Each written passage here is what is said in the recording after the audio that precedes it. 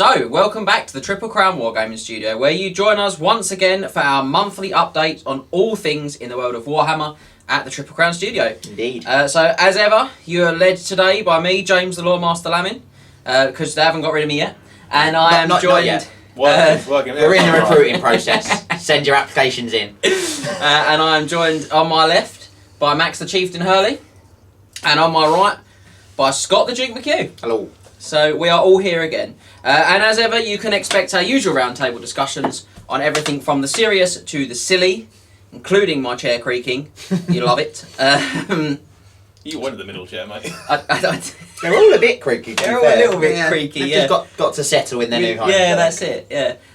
So we're going to begin, as ever, with new model releases, although I think you're going to be disappointed. We're going to move on to the month in our hobby. We'll take a look at all the kind of crazy social media stuff, which has been a mad 4 weeks with the GT for that. We'll have a look at Warhammer news, and then this month's big topic of discussion, which is where we're going to spend most of our time, is we're going to go through the Light of Albion narrative event pack with you guys, because we have had some questions and some clarifications, and we're going to do that fully today, which we're really excited about.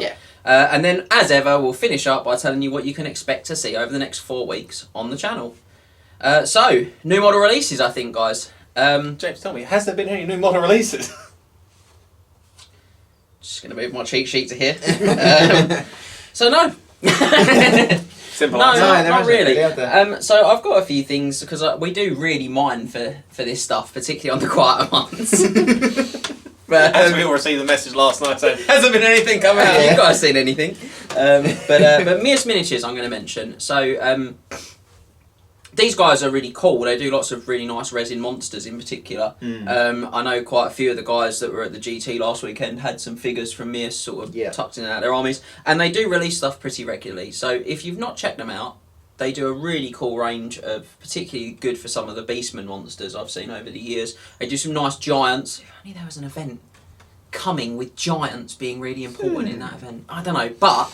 They do some really great giants. They do some really cool stuff. Check them out. I think it was me, so I was going to get some Hydras or Charybdis from before I decided to go for the GW ones. But I do like plastic better, I have to be honest, because I like what I can do with plastic. I find it also fits better together sometimes. Resin, if it doesn't cast well, it does not fit well. Yeah, that is very true. But overall, they're pretty cool. Check them out. Yeah. Particularly if you're hankering for something that's out of production, you might find something on Mias that will do a really good job. I'll be looking at it for Beastman. And then there isn't a lot else, I'm afraid, guys. Sorry about that, but I can say that Games Workshop have re-released the Chronicles of Malus Darkblade, or rather Black Library have, the volume 1 of that book series, because they did them a few years ago, like omnibuses like this, but they've sort of recovered and re-released volume 1. So in there you will find the Blood Prince, the Demon's Curse, Bloodstorm and Reaper of Souls, and volume 1's probably my favourite, because it's when he's sort of going after the artefacts that make him Malus Darkblade, as we know him in the game and sort of in the fluff. So it's quite cool. If you're into your Dark Elf stories, then that's one to pick up. Check it out. I mean, Max is not one for the... We're more elfy than Max is. Yeah, so we're better. Yeah, we're better than you, and we know it. And the last one, he's not really a new release, but it is just a mention. We do still have some tickets for the Light of Albion campaign that we'll be discussing today. We do. I should slow down, shouldn't I? That was a really fast sentence. So we do still have tickets available for the Light of Albion campaign. Why haven't you got one yet? Yeah. That's the question you should be asking yourselves, because it's awesome, and you'll see even more as to why that is today. Come on down. So, on to the month in our hobby. Now, I've got to be honest, I'm going to prefix this. Here we go. Here we go. Does anyone want to place any bets as to how many Chaos Dwarves James hasn't painted? I'm just going to prefix this by saying that for all of the guys on the channel, this has been probably the busiest month since we started the channel. Yeah. Because that is very fair. We've updated so much stuff. I mean, we're in a new studio. Yep. So we built this studio this month. Yep. Which took quite some time. We built this studio on rock and roll. Really. Other 80 songs are available, but certainly we built the studio. We had the Triple Crown GT, which we did all the streaming up there as well. Yeah, which was a jam-packed weekend. Yeah. And obviously we do have jobs. It's probably worth saying. And partners and lives. So two of us do. It's been you have a job, right? I have one of three then. So But yeah, so it has been really busy. Yeah. So I think there's been lots of purchasing, and I'll start with the chieftain for purchasing. Shocker. But I'm not sure that there's been a lot of hobbying per se. So Max, what have you been doing for your hobby this month? As James said, I bought a lot of stuff. When we went to Spores and Swords in Derby, I did buy a lot of stuff. So I'd originally bought 2 of the Start Collecting Warriors of Chaos boxes from AOS for like the new Warriors of Chaos, New Knights, and the Lord on Cracker Drac. I'm sorry, that's great. That's what it's called. But I bought 2 of them. Then we went up. I also bought Bellicor as well. Yeah, you did. Yeah. I also finally did buy Big Man Bellicor himself. Then we went to the Triple Crown GT. I bought another Start Collecting Warriors of Chaos because I wanted 30 Warriors of Chaos to use as a unit of Chosen. Because I don't own Chosen yet. I think it's really cool. And they look different, don't They they? do. Yeah, they do. They look Warriors, different enough, yeah. and they actually rank up really nicely. They do. Yeah, I was surprised. Yeah. They were in their outlandish positions, but they rank up really nicely. They're going to be my use of Chosen. The Knights, not so much. Because You can't have a second rank. Really. you cannot have a No. second rank, which is really unfortunate. Though there is an argument to say that if you're going to use Chaos Knights, 1 rank probably is the right number. Yeah. I like spending 1,600 points on Chaos Knights. And then also, Balls and Swords also had 1 box left of the Gorgon Khan. Oh, we Beastman. talked about that ages ago on the channel, didn't we? They had 1 box left, so that's the Brave Shaman, 6 Minotaurs, and a Gorgon box set. Yeah. And they had 1 box set, and after checking that GW no longer sell it, I'm going to pick that up. Yeah. So I now own, my bedroom is the smallest in my house, and it's currently filled to the brim with just boxes and plastic. So just so I'm absolutely clear, you got your Gorgon. I did get the Gorgon. I've only got 2 Gorgons. It's going to be a second cycle. Cycle. Excellent. So yeah, apart from that, not been a lot of painting, unfortunately. No, not really. I'm close to finishing off the unit of Gores for my Beastmen, so they're going to be hopefully seen on the channel in the next couple of months or so. You've got a few gore to go. There's a fair few Gore to go, a lot of Gore. But yeah, apart from that, that's a lot of stuff's been bought. What's the plan for next month, Max? Buying more stuff. Yeah. Like I said, hopefully finish off the Beastmen, and if I do that, I will then start painting my Orcs and Goblins. Okay. Because they are sitting in 3 boxes, because I bought all the Scots, in 2 big cardboard boxes worth of Goblins and Orcs, and they all need painting. So I need to get a crack on with them, really. Yeah. And that's it for me. Yeah. Well, I think we'll ask the Duke. Yeah. What have you been getting up to? So I've also bought a lot. I have 5 undead Start Collecting boxes in a pile. I forgot about them. In my spare room. So that's 3 of the Graveguard ones, which I can't remember what they're called. Soulpike Gravelords. That's it. Yep. So it's got 20 Graveguard, a White King on a horse, and 5 Black Knights. So I've got 3 of those. And I've got 2 of the sort of crypt Flesh Eater ghoul. Ghouls. That's the ones. Flesh Eater Cult Start Collecting. So the Terrorgeist, 20 Ghouls? No, 10 ghouls. The 10 Ghouls? 10 ghouls and 3 crypt horrors. Okay. Yeah, because there's 14 models in the box. But you didn't need more Ghouls, really, did you? No, so that's probably put me up to about 180 ghouls. So I can almost play 8,000 points of vampire counts legally with purely ghouls in With core. just ghouls in core. Yeah. So, on the plus side, that's good for Albion. Yeah. It will be good for Albion. Really good for Albion, because Yes, it's a bit of a ghoul theme for It Albion. is. It also takes me up to 21 crypt horrors. Which is arguably 7 too How many. many Black Knights do you now own? Because you own you own Oh. about Three 15. units of 7's About 30. really dirty. You now own 30 Black Knights. Yeah. I mean, You've got some Hexwraith options there though as well, I which do, I yeah. really rate. Yeah. As No, we well And know. I've also already got 15 Hexwraiths, so it's either 30 Hexwraiths and 15 Black Knights, No, or but 30 Black Knights and 15 What we're Hexwraiths. hearing here, I want to see the horde of 30 Black Knights. In a hold! A horde of 30 Black Knights. Just, ah! But unlike Max, I did actually get some painting done. Did you? Yeah. Oh, where'd you find some time to do that? Do you have a real job? I mean, it's not been a lot of painting. I've got 7 Empire Swordsmen done. Ooh. Well, that's good. Yeah. So this is for my Middenheim army.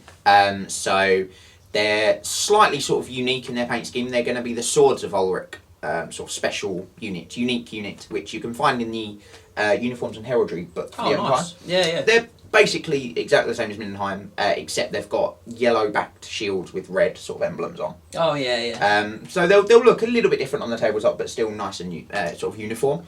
I want to bet that you're going to finish your red pipe before I finish my basement. Yeah, probably. I will be so concerned if that happens. I really want to see some painted beastmen. Got them on their resin bases as well, because I've got resin bases for all of them, which I can't remember where I've got them from, which is a concern, because I'm going to need more of them. Don't think they do resin bases, and I don't think I got them from them even if they do. I thought you bought them from like an independent in somewhere like Spain or somewhere like that. Was that a conversation we had? No, that was going to be a unit I was going to buy. Oh, okay, so no, ignore Can you look through your emails back a couple of years to see if there's a receipt? I'm hoping there's like a return address on the box. Oh, that's a good idea. Yeah. And see if we can mention it when we finally get them on the channel. Yeah. Nice. But no, they're sort of coming along slowly but surely. I need to get some grass tufts, because their bases are a little bit darker than I was hoping. So I need to get some grass tuft to sort of bring some light to them. But otherwise, yeah. Nice. What about you? How James? much have you not painted this month? So I purchased quite a lot. I want to point out that theme a here. couple of months ago I mentioned that I purchased some dragons, and I said they were going to be for a project that I was going to announce later in the year. I want everyone to know that project has been completely shelved. I purchased extra dragons for absolutely no reason beyond the fact that dragons are cool. I mean, I did that as well. Yeah. We're both in the same boat here. So dragons might come at some point, but probably not, because I purchased a Soulblight Gravelords box, which I mentioned last month, I think. Yeah. And then I bought some Blood Knights, plastic Blood Knights, because they're pretty cool. I really like them as well. I do as well. I think they're nice. Oh, you've reminded me. I bought something else this month as well. Oh, what did I you bought a buy? Coven Throne. Oh, nice. I've now got a second Coven Throne. Cool. Carry on. As you were. So yeah, I bought those. I didn't buy as much as you guys. No, we really? went mad. Yeah, we went a little bit ham with it. I feel like there was another kit that I purchased though. The Curse City Bats Curse one. City Bats, yeah. So we're heading to Cardiff Crusade, which Yeah. we'll mention in a bit. Yeah. But we're not going to do a full video on that this month. That's going to be a little later. Mhm. But I am thinking bats in my list, so I did purchase some bats there. You heard it here first. So I purchased. Is there going to be some robins as well? No. Sad times. No, we are particularly night orientated. So so I got some bat swarms which I ended up purchasing on eBay separately, because they don't sell them separately at the moment, which is a bit. But they could have had more money off me if they did. Just saying. They're lovely models as well. They are really cool. Yeah. So yeah, it was pretty vampiric for me. I did make another purchase that. It's still being sorted out, so I don't want 100% say it yet. All I'm going to say is this: it's awesome. It's a big purchase. Yeah. It's hopefully it'll be sort of finally sorted in the next Max week or just two. looks doesn't so even- Max confused. I've not been. Oh, I bought another thing to go with that purchase, so I've preempted, hoping that that'll all be sorted out. I'm confident it will be. Should we just say what it is? I've lied. Bring Max up to date. I bought an Orcs and Goblins army. Oh, I bought a painted Orcs and did. Goblins army, which is really cool. So I bought a painted Orcs and Goblins army. But I'm still organising with the gent to get them sorted out. Yeah. Now he's a good friend of the channel, so I'm sure he won't mind me mentioning his name. But it is the illustrious painting talent that is Callum Hahn, who has sold me an Orcs and Goblins army. That might give you an idea of the standard of this Orcs and Goblins army. It's going to be on the channel a lot. It's clearly going to be our best painted army. I also purchased some Savage Orcs to go with it, which I found for a nice deal. So I thought, you know what, I'm going to have those too. Don't have to wait for me to get mine done. Well, No, yeah, that's I got so the main tired. reason. I've got tired. Tired of waiting.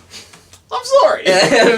But yeah, so we're really excited, but it's not going to be quite this month's videos for them because we haven't managed to get together and get them organised yet, because obviously it's moving a big army around and we're all busy people. So, but big shout out to Callum as ever. If you're onto Instagram, make sure you follow at World's Edge Painting to see his amazing stuff as well. So yeah, I've bought quite a lot. I've painted nothing. Painted nothing. I'm the only one that's done any painting. It's just time. Are you surprised? I mean, look, I'm really excited not for though, you, because no. this is a good time for me to purchase, because my work starts to quieten down the next couple of weeks. So I'm really hoping that by next month in Warhammer, I'll be telling everyone that I finished the Chaos Stalls for Chris Page. Chris Page, you're a legend. We love you on this channel because you have not shouted at me, and that's good. Anyone here as much as you should have. I really want to do a montage in this video when I edit, just like you every time you say it, but in black and white, just really slow down, like, I got some Chaos Dwarves to paint. I do. If I'm Really saying sad this next month. Really sad music in the background as well, all that sort of thing. Right, I'm bored. I'm bored of you. I'm bored of all of you. I'm bored of your excuses. So I'm bored of having no time. So we're going to have a look at social media then. Yeah. It's been a pretty heavy month actually, and I think Scott's going to have to grab his laptop for some of this. Just out of shot here. Just there, look at that. Ready to Professional. roll. So, awesome month for us, milestone-wise. Awesome. Over 300 followers on Facebook, so thank you so much. Please keep telling everyone to follow us and to like our page. It is such a cool thing, not just because the page does have Cool Hobby on it, which is in no way all ours, but because it makes us feel really nice. I'm not even going to lie. It's just really cool when people like support us like that, so thank you so much. And also on Instagram, we've breached 150, which is hard graft on Instagram to get the follows. But again, that is largely in part, I think, thanks to the awesome hobby sharing of the community, and that's amazing. If you haven't checked out our Facebook and Instagram over the last sort of couple of weeks, it will have been a week ago or so now from this video. We released all of the pictures of the best painted armies from Triple Crown GT. The standard of hobby there is phenomenal. If you are a hobbyist, really you just need to see them if you've not seen them. Yeah. I can't stress it enough. You saw last week's showcase of all the painted armies. It would have been last week's. It would be last, Yeah. and then yesterday's showcase would be other models. Yes. So, but check that out too, because Saturday showcase is still a thing, and we love it. And again, all of our subscribers, send your models in. Yeah. Keep sending them in. We love to receive them, and we love to put them on the channel because it's awesome. So now we had a few months ago now, a couple of videos ago, we had a chat about one of our subscribers sent us an email, Zach, and he was chatting to us about his Bretonians. Yes. And he's got back in touch, which is really cool. Thanks, so thank you for getting back in touch. We do appreciate it. We do try and always give a shout out. And it seems that from what I recall of the email, which I read a few days ago, it worked out pretty well for Zach. Yes. That's sort of the gist we got from the email. Yes, it did work out pretty well for you. So, yeah, as Jen was saying, it was for sort of Zach's Bretonian army and sort of trying to improve how they performed generally against his gaming group. And now Zach's friends are changing their army lists. So, to Zach's friends, I say this. Like, subscribe and share. And send us your email with what you want us to do to help you. How to beat Bretonians now. And tell us, and we'll do our best to help you back. But Zach did mention again about the scenery in 8th. Yes, so that was sort of another sort of a secondary big point in his first email, which was about the scenery we use on our battle reports on the channel and how they do it in sort of their games, and if we use the scenery generation rules from the rulebook. Yes. So we don't use those rules. We need to make the tables, good for sort of filmable. Filming. Yeah, we don't want a big sort of massive bit of scenery on one end of the board that blocks the camera all the time. So we sort of come to a compromise. We have it in a quite tournament standard sort of layout. Yeah, pretty much. Yeah, the sort of thing you'd expect to find sort of even table. But what he does talk about again is how cool the arcane architecture is and the sort of magical forests and all that sort of stuff. Yes. And we have to say, Zach, you're swaying us. You're swaying us on this, and we are going to have a look at ways we can start to incorporate some of that into some of the videos on the channel, I think. Yeah. So it probably won't be sort of competitive games. Yeah, probably not. Because most sort of competitive tournaments don't use it. sort of Yeah, magical it's a forests lot and more things. bookkeeping than you get in a game. But narrative games, I think for sure, it Yeah. will be something we include. So I think we're gonna try and bring that in on your recommendation, sir, because you like said that you think it's really cool. And to be honest, it's been so long since any of us used it. Yeah. I like watching models trip up and die on a hill. Yeah, I do too. I like getting near a building and then knowing all of the spells from my lore of magic. Especially if you're a Skaven or a Slan. Slan. Yeah, or a lore master. Or a lore master. Yeah. So Techless. you love to see it. So Zach, you have convinced us, sir. We're going to use nothing but wizard towels. Yeah. That's the only one we're using, wizard towels. So that's really the sort of all the social media stuff for the month. It's been very cool. We've had lots and lots. I just should shout out and say we're not ignoring you guys. We've had lots of people talk to us after the Triple Crown GT, and I've got to say you guys have been nothing but lovely to us. Yeah. We really have had nothing but positivity, which is just great, isn't it? Let's be honest. It was great to talk to the guys that we'd maybe not spoken to before at all, or certainly hadn't spoken to for a long time at the Triple Crown GT. It was great for them to come up and say, look, I really had a great weekend, thanks so much for putting it on. And we always said the same thing. These events don't work without you guys coming. That's it. So thank you for coming. and making it a great weekend, because we had a great weekend as well. It was busy, but we had a lovely we weekend. had a great weekend. Yeah, we really enjoyed ourselves, and I think the same applies to the stuff we're going to talk about in a minute with Mhm. Light of Albion. Absolutely. There has been lots of uptake. People seem to be really excited about the pack, but they only work if we get, if we can fill the capacity of the venues. Really, we want to get as close to that as possible. Yeah. And ultimately, it only works if people come. So if you like the idea of the event, tell your friends. We do appreciate it. It makes a massive difference to us and our ability to do it. They are not cheap to put together. No. So, especially with this one being sort of not a gaming venue. No. So all of the scenery will be ours. All of the sort of balls, all of the, most of the tables, the venue's bright. This is the face of a man who's confident about the cost of all that terrain. At least we'll have some for our gaming boards. Yes. Yeah. Well, he's going to be cool in that way because we'll be able to get more of a mix variations. up. Yeah, but look, like James was saying, it'd be great if you can come, you and your friends. It'll be an awesome weekend.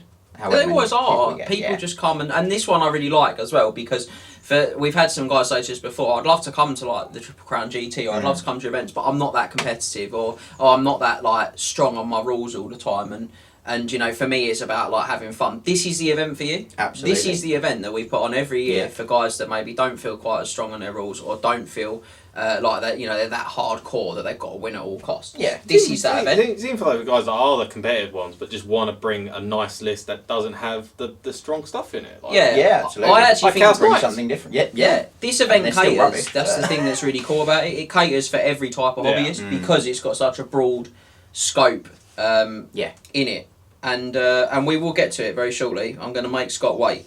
So hearing everything. As we have a quick look at Warhammer news, which I do keep. This is why I have my cheat sheet, so I don't get overexcited and miss things. And jump in the gun, yeah. So as always, I'm going to start by giving a massive shout out to the Champions Destiny group on Facebook.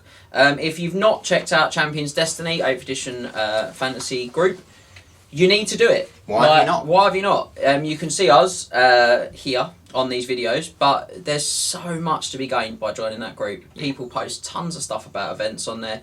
There's always awesome community interaction. Loads of hobby. Yeah, it's just and it's free. You just have to search the group and press apply. Yeah. And the membership is going up all the time, which is great. So yeah, please do. And Mark, again, I'll give you a big shout out. Mark Pete, you do a great job running that, putting that together in the first place. And I know there's lots of other admins now, me included, but really Mark has been the beating heart of that group. So I think everyone owes him a big debt for that. Again, I'm going to mention our free sign up. Don't forget you can sign up for free on our website. You can become a knight errant today. You can. And that just, it's all part of our future planning basically, so we can get in touch with you guys in newsletters and all sorts of things like that. But it's very cool. It's a nice validation for us as well, as I said earlier, with all the likes and stuff, which is really cool. So events, chaps. We've waxed quite lyrical about the one we've got coming up, but we are going to Cardiff Crusade in about 4 weeks time, I think, from when this video comes out, 3 or 4 weeks. Yeah. So we are going to do our next month in Warhammer. We will cover, it must be 4 weeks, mustn't it? Because of scheduling. So so our next month in Warhammer, we're going to discuss like the armies we're planning on taking, I think. Yeah. And we're going to go through the event in a little more detail. And at this point, you guys have still got to fiddle around with your list a little bit. I've just got to work out if I think I can get some stuff finished, basically, which, as we've seen from the last 4 episodes of this, probably not. So, but yeah, I mean, certainly we are going to discuss it. Yeah. But kind of the joy of having a 4 weekly video is that certain things come in certain orders. Yeah. And that means they have to be done in certain orders. So, but yeah, so we are going, basically, if you're going to Cardiff Crusade, come and say hello. Come talk to us. Let us know what you'd like to see on the channel. Just have a chat with us, Yeah. We like to talk. We do. I do, anyway. Yeah. As you can probably tell from all of these videos. Check my phone log. Now, we do have other cool Warhammer news, and actually I'm going to pass over to Scott to talk about this, because we're changing a segment of our website, but we're bringing you something which we think is a bit more exciting and dynamic because of it. So I'm going to pass over to Scott. This one's a direct shout out for all of our Night of the Realm subscribers. Yeah, so it is. So the article library is something that we started off with for our Night of the Realm subscribers. There is a free article as well for Knight Errant members. But essentially the article library is a weekly article that comes up for our Knights of the Realm on different subjects. So we have a Warzone series and a Hero of Legend series, which sort of repeat every month, and then the 2 weeks in between are sort of more random, sort of chosen subjects. Yeah, they're more sort of broader hobby, aren't they? Just to touch on different things. But that whole section, the whole article library, is now changing. It's getting a rebrand to Tales from the Wizard's Tower. And instead of being written articles, this will be much more like a sort of podcast type sort of episode. So instead of having one person having written the article, you'll have two or maybe even all three of us, probably all three of us most of the time, chatting through that same topic. Yeah. So we are also gonna go sort of back and digitise, if you like, sort of change the articles we've already done into this new sort of podcasty type format. It won't change too much on the website. You'll still get it from the same sort of place. It will be called something different and have a different logo, but essentially it's going to be in the same place. It will still be just for our Night of the Realm subscribers, so if that's something you want to get involved in, make sure you sign up. But yeah, that is coming. It will be this. Yeah, it'll be coming like week. 2 days' time. When this goes out. So again, it's probably worth mentioning. We articles, generally speaking, we all discuss the content of them anyway, and then one of us writes them down. Usually you, to be fair. So it's not really a kind of format change from that point of view. It's still going to be, but you'll just get the kind of us discussing them. But some of the feedback we've had was, it's really cool, but I don't get a lot of time to read it. Yeah. So and it's much easier to find the time to put your headphones in, play it on your phone, and just listen to it, do some which is really cool while you're commuting to work. Whatever. So it's just a shift over, and as Scott said, all those previous articles will be one of us just going through them on audio for you guys. So you haven't lost any of that content. It's all going to still be available. It's just going to be available in a sound bite. Yes. Which is probably, because podcasts tend to be longer in my brain, I think. So it's more of like a sound bite, isn't it? Yeah. That you'll get. So same sort of length as what you would have had before. Same content as what you would have had before, just delivered in a slightly different way. Listening to our dulcet tones. Yeah. Who wouldn't want that in their life? Everyone. Please don't answer that question. So we're really excited about Tales from the Wizard's Tower, and that's going to be a really positive change. Yeah, absolutely. So I think that's about it for news. It's a little light this month on a few things. We've been really off our feet, and I think that doesn't help in just sort of bringing together all the things we'd like to discuss, if you like. Yeah, but that does mean we can spend more time talking through on this, the Light of Albion pack. Yeah, we can. So yeah, lots of cool things about this. So this is our narrative pack. I think it's the 5th one we've done, but it's sort of, they've all got more kind of involved and different as we've done them. Yeah. Now this one follows directly on from the story from the Scorching the Khemri campaign, which you may have attended in 2019 because of COVID. It wasn't. This would have been last year, but it wasn't. Or recently watched on YouTube. Yes, exactly. Or you may have followed me trying to keep Satep alive. Trying to triumphantly pursue the goals of the Tomb King Satep through the campaign. So this will follow directly on from where we left you at the end of what I like to call story time. Everyone loves story time. But the narrative element at the end of that 5th and final battle for this. So this one's set in Albion instead. Now we are going to run the campaign as well. But not quite yet. So you won't see any of that this month because we've got the event coming. We want to make sure that those guys that come to the event get a chance to see the story unfold before we spoil it for them on the internet. So it will be not this month, but the one after that we start that campaign series with you guys. And again, like the last one, it will follow the story through. We have released an updated and revised pack alongside today's video. And that's based on the questions that we've had and some clarifications. And it's also actually based on some more changes that we've made based on just a few more games, getting a few more games under our belt. We've seen with the reduction of restrictions in the UK a couple of months ago now, it's just given us a little more space to push the envelope of the pack and to see a little more about it. And we think that's all going to make it much more exciting and dynamic. So this will be the final version in terms of rules changes, but we will update the FAQ element in the bottom of the pack If there's any more questions that we have somehow not covered yet or that we've Or missed, that come up. yeah, and as ever, we'll always be very responsive on social media to you guys. So if there's any questions you've got immediately when you open the pack and look at it, you can drop us a line. Yeah. On any of the usual channels. That's Facebook, that's Instagram if you like to direct message on there, and that's on our email address as well. Yeah. Which is the triplecrownguys@gmail.com. Well done. I'm getting better at all of the social Yeah, media he side is. of it, aren't I? Yeah. Like watching a bird learning to fly. So Okay. so Poetic. we'll discuss the elements of the pack, and I've also got a nice little. I've got a printout of some parts of it just as a cheat sheet for me, just to discuss the changes to the FAQ basically section. Now, what you'll find inside the pack is 2,500 point campaign, and you get free models if you want them. If you want to convert them, that's all we ask. Convert yourself or get yourself the models Games Workshop produced years ago if you like, or an appropriate proxy to come to the event with for you to use, and they're added, and that's a Truthsayer and Dark Emissary, and they're added to your army for free, which is really cool. There's 5 new missions. There's 12 new magic items. Yeah. 2 runic items or 10 magic items, 2 heirlooms, Yeah. so 12 new sort of magic item styles, if you like. Yeah. And I'm not going to go through the story because we'll have that at the start of our campaign Yeah. video, and you can read it straight away because the opening part of the story is included in the pack already. So from our point of view, I think we'll just start to go through it. Probably going to be the easiest way. Yeah.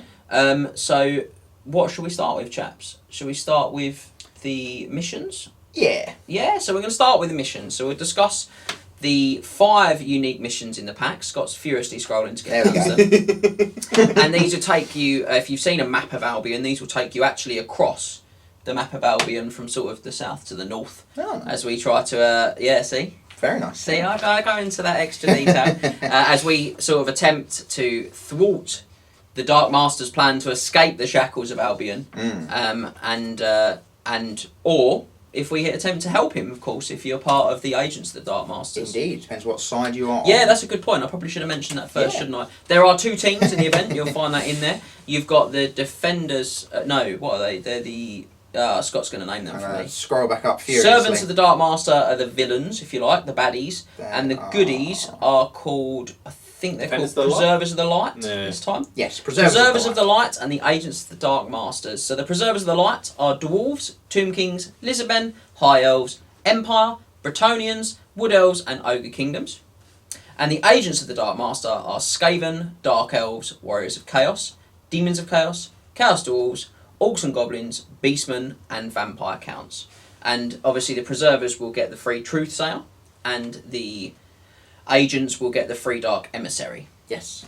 For their armies. So, depending on your mission, if you like, depending on what side you're fighting for, will depend on whether you're trying to stop the Dark Master or aid him, which is quite cool. It's that very different type of event in that you're only going to kind of play goodies if you're a villain, and you're only going to play villains if you're a goodie. And we do work quite hard on the run up to balance those teams out and to work out how we're going to make that happen. But we'll start today with the 5 missions that you're going to play. So the first one is the Battle of the Mud Flats. And unlike regular Warhammer missions, if you like, these are not sort of centered around killing. There's no particularly 20 nil scoring in this pack, for example. Specific missions. They're all driving around doing something on the table, which again I think helps with that take a really different thematic fun list side of it, if you like. So I'll let Scott talk about the first one.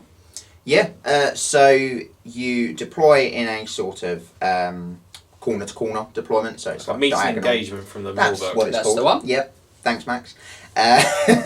And there's no objectives in this one, as there are objectives in some of the missions, so there's actual sort of points on the table, but there isn't in this first one.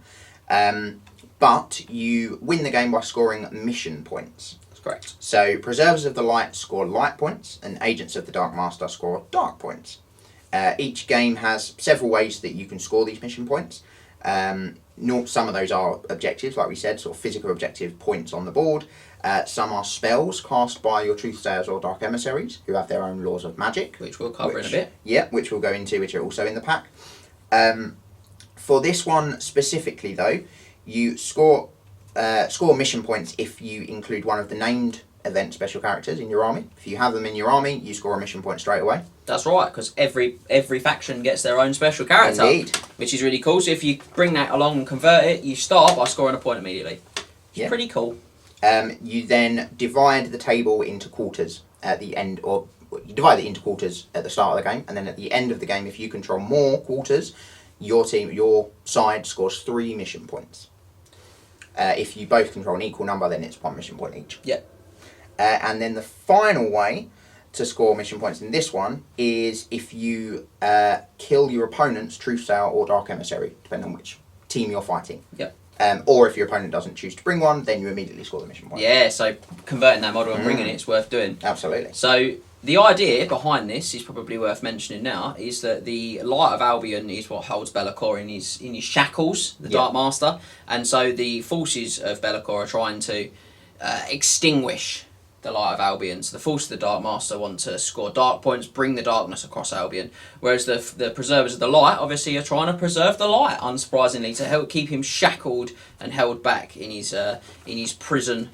So that's represented by scoring these points. But like you say, there's lots of dynamic in there, because although it feels on the surface like there's not a lot of points available, because you can score from casting spells, which we'll discuss in a minute, and then sort of mission army selection also kind of affects your score, and you can really tilt that balance. And the other missions have got some of the other missions have got even more ways, which I think we'll start to cover now with mission 2. Yeah. But you'll start to see a picture developing of how there's lots of options to bring these scores up and down, and the games that we've managed to play have been really close so far. Yeah. So on to mission 2 then, and this is Clash at Great Ogham. Ogham? Let's go with Ogham. Ogham. This one is a much more standard 12-inch on sort of deployment zone, and you place 5 objectives that look like the sort of pips on the number 5 side of a dice. Yeah. How you score mission points in this one, key players again, so if you include one of the named event special characters. That's not if they're alive at the end of the game, that's just if it's in your army. Did you put them in your army? If you did, you score a point. Yeah. Preservers of the Light score points in the following way. Players can attempt to cleanse the monolith of corruption to score light points whenever an unengaged unit ends its movement phase within 3 of a monolith counter. So those are the objectives that are those sort of 5 pips. counters. Yeah. Providing there are no enemy units also within 3. You can only each marker may only be used to score mission points once per turn, so you can't sort of spam it. You can't just sit there indiscriminately slaughter men to score the points. Yeah. And to do that, to sort of cleanse the monolith, you suffer D3 wounds with no armor saves, no saves of any kind allowed. But these wounds do not cause panic tests. Once it's resolved, the controlling player scores 1 light point. Or you can choose to cleanse a greater amount of corruption and instead suffer D6 wounds for D3 light points. So that's sort of risk-reward, I guess. Yeah, what I like about that is that we've played a couple of times, I've seen this one being played, and you get the guys that are really steady, and they're like, I'll just lose D3 to score a point, and then in the late game you see they're a little behind, they start panicking, and they're like wholesale slaughtering their men to try and score the points. And then you get the guys that love a gamble from straight off from the start, love to throw dice and see if they can score big, and then when they roll 1 dead model for 3 light points, it's all sorts of excitement on the table, which I really like. And Agents of the Dark Master, they essentially score it in exactly the same way. So they can corrupt the monoliths as opposed to cleansing them of corruption for the same way. D3 wounds for 1 dark point or D6 wounds for D3. I like this as well because you've got armies like, say, Skaven, which are quite happy to sacrifice models on wholesale, and then armies like High Elves maybe don't want to. Battonians. Yeah, probably. You've only got about 12 models in your army. So then it's like, then for them, the mission becomes a lot more about shoving your opponent off of the counters and then perhaps waiting until late. Is that all of the mission scoring for that one? I think it is all of the mission scoring for that one. So you can score it like that, and then obviously, as we said when we covered the Laws of Magic, you can score that every game. It's well worth taking those because those Laws of Magic are only accessible by the Dark Emissary and the Truth Sayer as well. So if you know that they're really become an integral part of your army. Yeah, definitely. So game 3 then is the Pillar of Agog.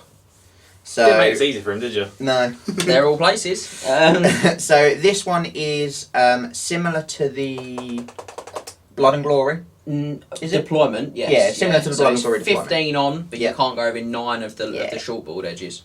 And then there is There's a hill. a hill in the centre. That's the word of it. I've got you. It's the hill in the centre of the board.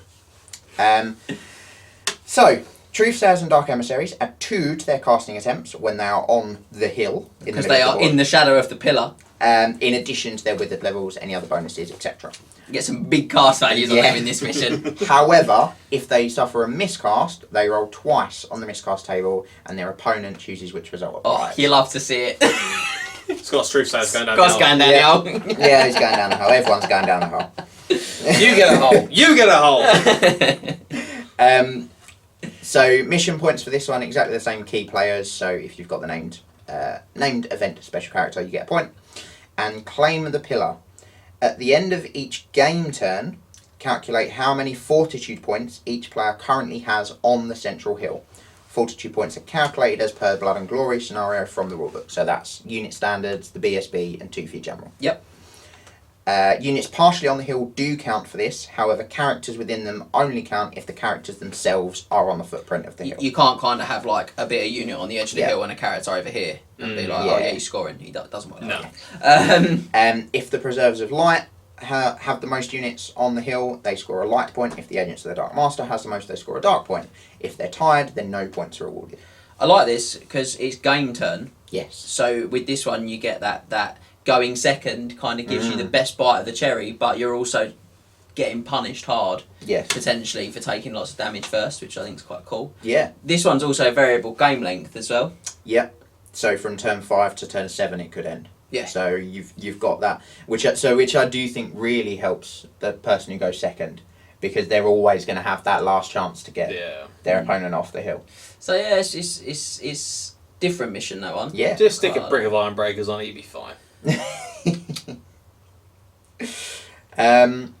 Yeah, so game 4, this will be the first game on day on day 2. Yeah. Yes, the Citadel of Lead. So this one you split the table into quarters, and then each quarter has a deployment zone which is 12 inches on, and it will be 36 inches wide. Yeah, so it's 12 straight line, 36. I'm sort of trying to draw a shape for the camera. There you go. And then your opponent, you pick the one you're going to deploy, and your opponent deploys in, if you like, the opposite one. So you're sort of across the board, but you're in a sort of squarish shape. Yeah. So we've used this one in the Scorch and the Khemri campaign as well. Yeah, this is quite a unique deployment. Yeah, you fun maybe deploy a scaling army in that corner. I did, yeah. That was great. So what's the mission points for this one? So the mission points is key players again, which is the named special character one. Push through. Players score 1 mission point at the end of the game for every every unit. I'm having a max here, I can't read. For every unit they have within 6 of the opposing player's longboard edge. Characters only count as individual units if they are not themselves in a unit. Yes. So this one's all about crossing the table. So again, this one's better for fast armies.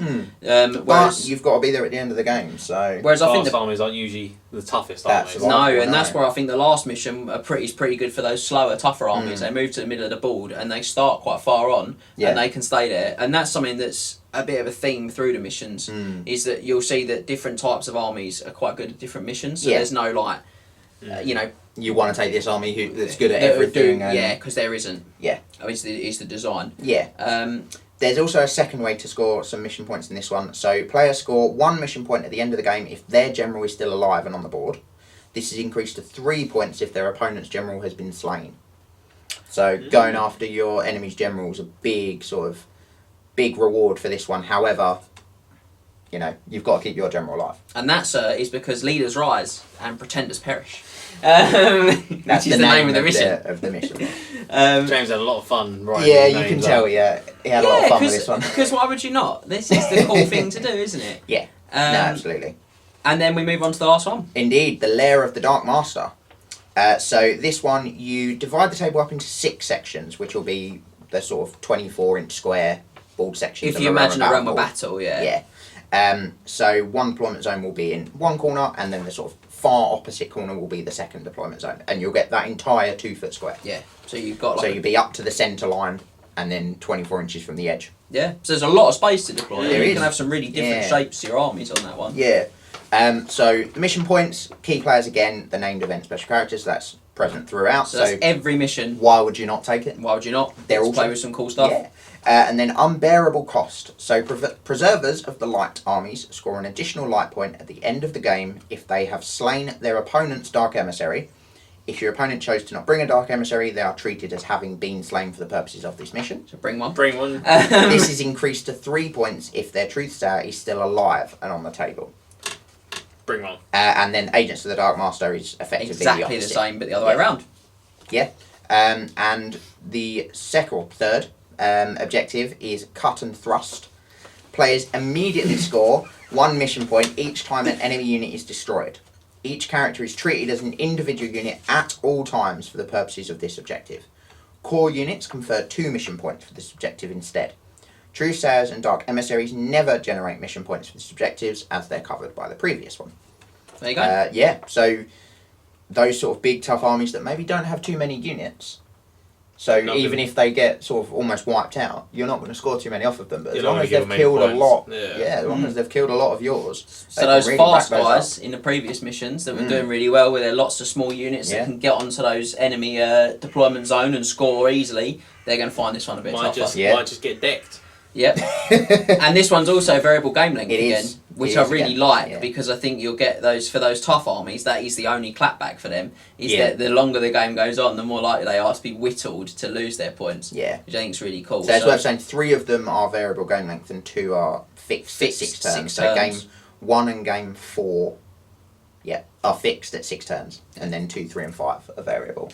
Which just I think adds like some real excitement and jeopardy to when you're playing the game. Yeah. Definitely. So that's your 5 unique missions, and I think with this one, because the light and dark points are how you score, it just doesn't feel like standard Warhammer. No. It feels really fresh and different in that way, because you're sort of focusing on so much stuff. And when we cover the Laws of Magic and the True Sayer and the Dark Emissary now, I think you're going to see again like how you're going to see like a twist on the head of sort of some of the conventional things that you might do when playing normal Warhammer.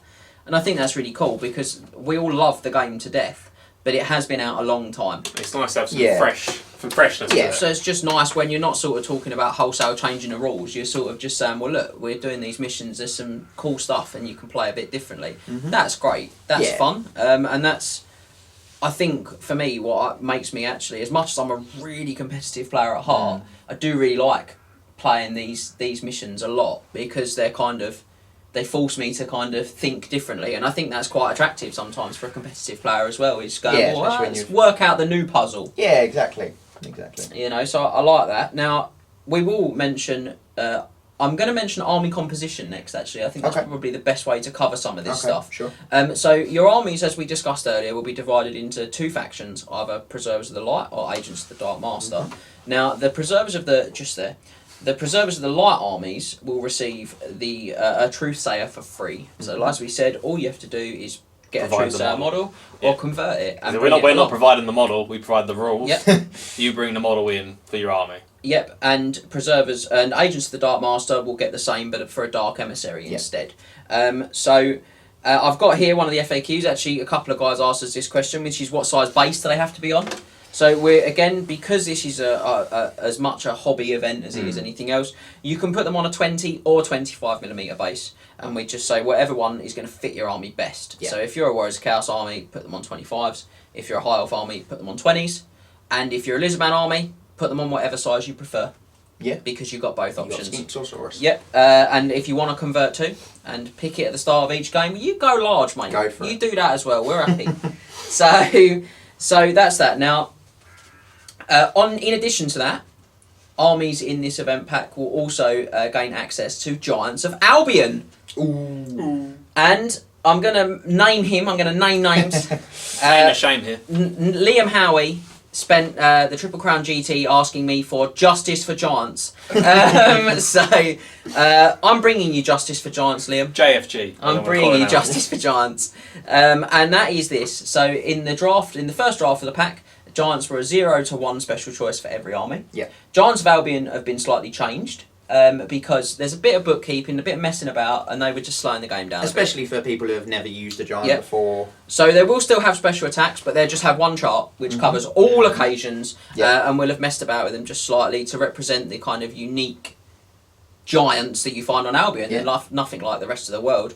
But we've removed the 0 to 1 special choice. They are just a special choice. So if you'd like to giant out. bring 3 Giants of Albion, well, you can bring 3 Giants of Albion, Liam, and you can also bring 2 in your rare slot from your regular army book. So there you go. We're not monsters, and of course, as with all of our narrative event packs, we still have the Monsters Compendium. Yes. So you could bring a Bone Grinder Giant as well if you wanted. Or a Siege Giant. Or a Siege... Is a Siege Giant an option? I'm not sure. But you can definitely bring a Bone Grinder Giant as well. So that's really cool. It's worth saying, although the Truthsayer and the Dark Emissary are free, the Giants of Albion are not. You do have to pay You points have for to them. pay points for them. You don't just get free Giants. They do cost you points in your army list. Thank you for clearing that up. I do want to see an Ogre army that's like all core of Nobblers and just the rest is Giants. Yeah, that would be amazing, wouldn't it? Challenge extended. So, in addition, as we mentioned earlier, you get access to 12 new magic items. That's 10 for sort of regular armies and 2 for specifically for dwarves. Yeah. And finally, every army gets their own unique special character. Alongside that character, you also get access to a unique magic banner, which is the character's banner, if you like. Yeah. And you'll also get a free upgrade for a unit in your list. So if you bring that unit, you just mark down that they've been upgraded with the upgrade. So it's really an immersive, different feel. Yeah. If you've not been to one of these events before, you don't need to have been to Scorching Akemri to pick this one up. No. So get in on it and do it. So I think we'll discuss Truthsayer Dark Emissary, which everyone gets. Yep. And that will allow us to segue really nicely into the Laws of Magic that they get, which are 2 brand new Laws of Magic as well. Yes. So we've really put as much in as we can with this one. Yeah, definitely. So let's start with the Truthsayer. That's good, because he is the first that's appeared on my pack. That's correct. So he is movement 5, he is weapon skill 3, ballistic skill 3. I'm not going to bore you with the stat line. Yeah. The stat line's in the pack, have a look at it. I'm going to leave that out. Now, you'll see he's got a 4+ regeneration stave. Stave. It's because the stave's written underneath there. And he has a Weirdwood staff, which allows him to automatically channel Dispel dice. You count as rolling a 6 for Dispel channels. And he gets +1 to Dispel attempts. Yeah. Handy. Pretty cool. Yeah. He's also a level 3 wizard. So suddenly maybe you think, I could maybe take a bit more of a choppy character alongside, which is pretty cool. Yeah. And crucially, he doesn't come out of your Lord Allowance. No. Because he's free. Well, yeah. Because he's free. You just add him to your army. So you get 2,500 points plus Truthsayer. Mm-hmm. Now he gets access to the Bright Truth of Albion. He does. So this is a unique law of magic that we've invented for the event. And it's really quite different, I think, to anything that you can sort of normally access. Yeah. Only the Truthsayer can take the spells from this, and you generate them as per. You roll 3 dice on the chart. Yeah. So the law attribute is the words of preservation, words of protection. Sorry. Protection. Yes. Can't really see it at that angle. Would you like me to Would read you it? want to read it out? Okay. So the law attribute, as James was saying, words of protection. Whenever a spell from this law is successfully cast and not dispelled, the caster rolls a d6. On the roll of a 5+, the spell's caster gains +1 toughness until the start of the caster's next magic phase. So it makes him a bit more survivable. Yeah. Starting at toughness 4. Yeah. Solid. Toughness 5. Yeah. It's not bad. You could get him up to toughness 7 if he casts all 3 spells he knows. Yeah. You'll have to see it. So moving on to the spells then. So the signature spell is Light of Truth. This is an augment spell that does not have a range. The caster's army immediately gains a light point, as detailed in the event pack missions. The wizard may choose to boost this spell. If he does, the spell is changed to Hex. The enemy army immediately loses a dark point, and the caster's army immediately gains a light point. If he does so, the spell's casting values increase to 18. So the base value is casting a 10. So yeah, that's another way to sort of earn those light points. It's a mission-based spell, which is really interesting. Makes you so it's casting on what? Just so 10 the base value. Save 2 dice in your magic phase. So gee, Yeah. I'll win the game now. What I like is that question of like, do I buff my troops? Do I spend my power dice on sort of things on the table? Like maybe do I want to do some extra damage, or do I tuck them away for Play the long game. for trying to play the mission? But then does the mission become harder if my troops aren't getting the magical buffs that they need? Yeah. But I'm kind of trying to amass the points. So this has been such a cool dynamic in the games that we've managed to play to see like people's processing of how to work it out. So I mean, we'd love to hear more feedback on it. Generally, the feedback's been really cool on this. And it, like Max says, it directly relates to the missions. So you'd be mad. Very unique. Be mad not to bring the model because you don't pay any points for having it in your army list. And he's the only one that's got access to these spells. So. And you can make your missions easier. Yeah. Which is just cool. So, next one. Next one, spell number 1, Blessings of Albion, which is cast on a 5. This is an augment spell, which targets a friendly unit within 18 inches. The target unit immediately gains the magic resistance 1 special rule. The wizard can choose to boost this spell. If he does, the spell confers magic resistance 2, and the casting value is increased to 10. Or you can boost it to magic res 3, and the casting value is increased to 15. So nice little way of getting magic res there on the units. Yeah, and again, there's no lore in Warhammer, and I'll keep saying this, there's no lore in Warhammer that really does that. No. Because there's most of the spells we've tried to design in a way that you can't get them any other way. They're very unique. So that's really cool. So what's the second one, Scott? Number 2 is Shroud of the Ogum Stones, which is cast on a 6. This is another augment spell that targets the caster and their unit. The caster and their unit is -1 to hit in close combat until the start of the caster's next magic phase. So there are spells like that, but they're not quite as specific, if you like. Yeah. But it's a great buff. Yeah, you can't boost that one, so it's just its fixed sort of value. 1 unit, but nice low pass value. Yeah, really low. Number 3 then is Ancient Wisdom, which is cast on an 8. This remains in play, and it's an augment spell that affects your army's general. Whilst under the effects of the spell, the range of your general's inspiring presence is increased by 6 inches. So it goes from 12 to 18, or 18 to 24 if your large target. Yeah. Yeah. Big inspiring break. That's like half the board. Well, not Yeah. half the board, Yeah, I and think again, it's a lot. totally unique mechanic. Yeah, and it's worth saying as well, the Truesayer and the Dark Emissary can't be your generals. Yeah, they that can is never be worth saying. generals. But yeah, no, I really like that one. It's, as you say, totally unique. Something a bit different. They can't be a general because they're an advisor, not a leader.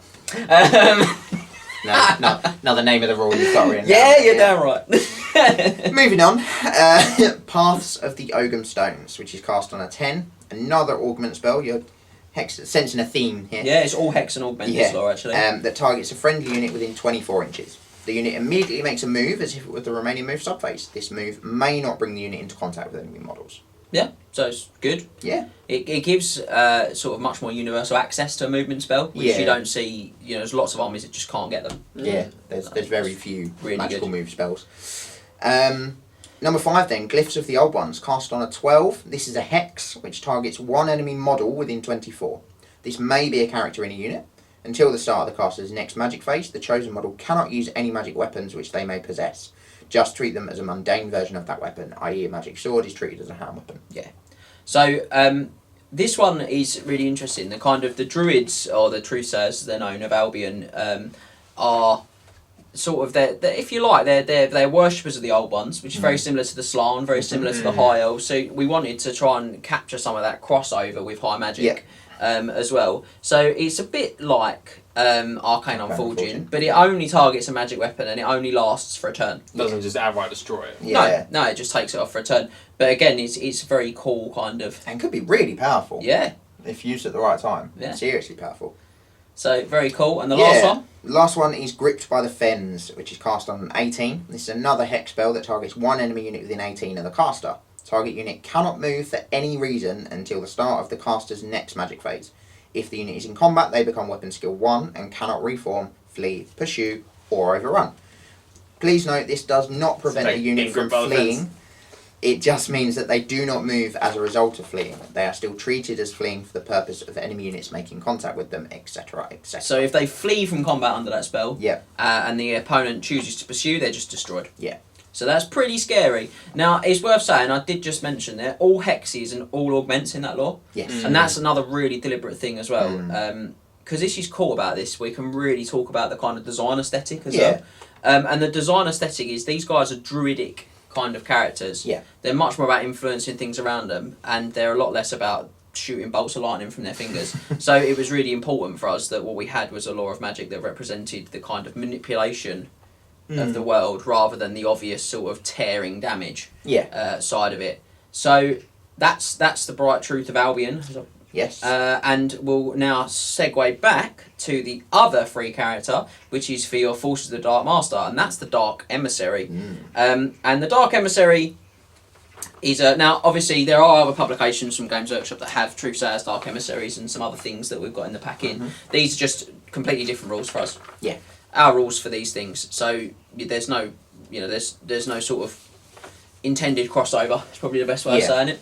These are sort of our ideas on them. Now, the Dark Emissary, again, He's treated like the truth, so he's treated as friendly model for all purposes. So you can receive inspiring presence. You can use the BSB's reroll. Join units. But he can't be a general because he's an advisor, not a leader. And he's got the black pendant, which gives him a 5+ ward save and magic resistance 1. He has a blood forest staff, which allows him to automatically channel a power dice, so counters rolling a 6 instead of a dispel dice, and they add 1 to their casting attempts instead of their dispel attempts. So again, you can see the obvious mirroring there, guys. The sort of yin and yang. The duality there. Yeah, and he has access to the dark magic of Albion, which is interestingly a little bit opposite to the last one. So let's have a little look at that. So the lore attribute then from the dark magic of Albion is raw power. Whenever a spell from this lore is successfully cast and not dispelled, the caster rolls a d6. On the roll of a 5, the spell's caster gains +1 strength until the start of the caster's next magic phase. So obviously the bright truth of Albion was toughness. Yep. Its lore attribute. This one's strength. So it's that sort of opposite duality again. Almost like it was deliberate. Almost.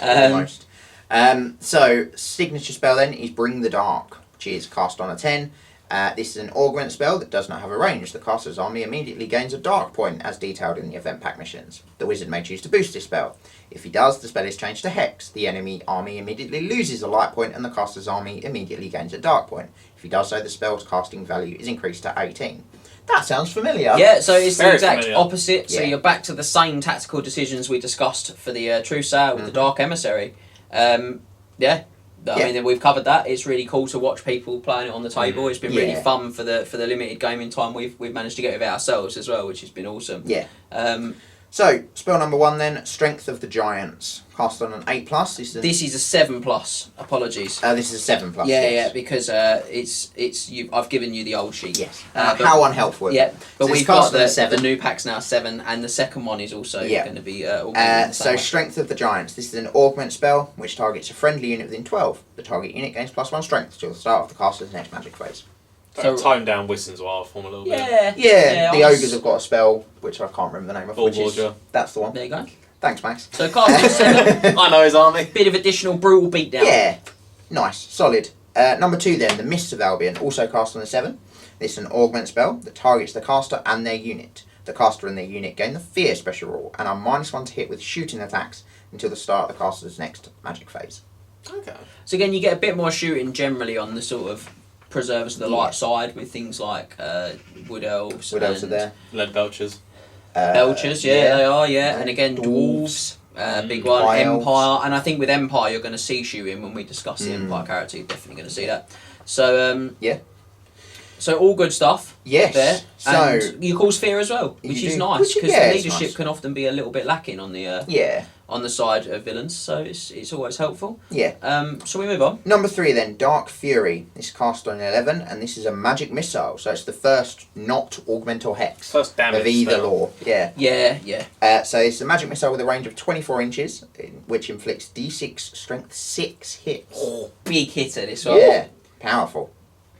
Really sort of solid. It's up there with the strongest magic missiles. Pretty much, Yeah. Your Annon's Thunderbolt is basically very similar too, but I think it's got might have slightly bigger range. I can't Or remember. it's like a boosted Chems, really. Yeah, it's a big boy spell, and it's only an 11, which is nice as well. Yeah. Number 4 then, the Darkness of the Deepwood. This is cast on a 12. This is a hex spell that targets one enemy unit within 18 inches of the caster. Until the start of the caster's next magic phase, the target unit must roll 3d6 for any leadership test they take, discarding the lowest dice. Okay. So you've got it's similar to there's a Slanesh one I think. that does that. Phantasmagoria. But there's some more purposeful design in some of this as well, which is obviously you can boost the range of inspiring presence, and then you can counter that by knocking down the ability to pass leadership tests. Yeah. Again, you've got like the duality we talked about, -1 in combat, -1 to shooting with the Mists of Albion. Even with the magic missile, you've got the magic missile, which is like loads of really good hits, but then the true set can give you magic resistance. Yeah. It's almost like the Dark Emissary and True Sailor having their own battle on the board as well as your army. Yeah. Which is very cool. Yeah. Now the next one. So again, whilst this has still got plenty of hexes in it, you'll notice the theme of those hexes is very much to drive damage forward and to do like more damage or to cripple your opponent's ability to do damage. Whereas with the other side, they were much more sort of balancing forces. On here, they're much more designed for aggression, if you like. Yeah, I think that's fair to say. Number 5, then moving on, is the Corruption of the Emissary. So this is cast on a 15. It's a hex spell which targets one enemy unit within 18 inches of the caster. Until the start of the caster's next magic phase, the chosen unit loses one of the following special rules chosen by the caster. So that's either Always Strikes First, Frenzy, Hatred, or Devastating Charge. Spicy. Yeah. All those elves that all like those rolls. No, thank you.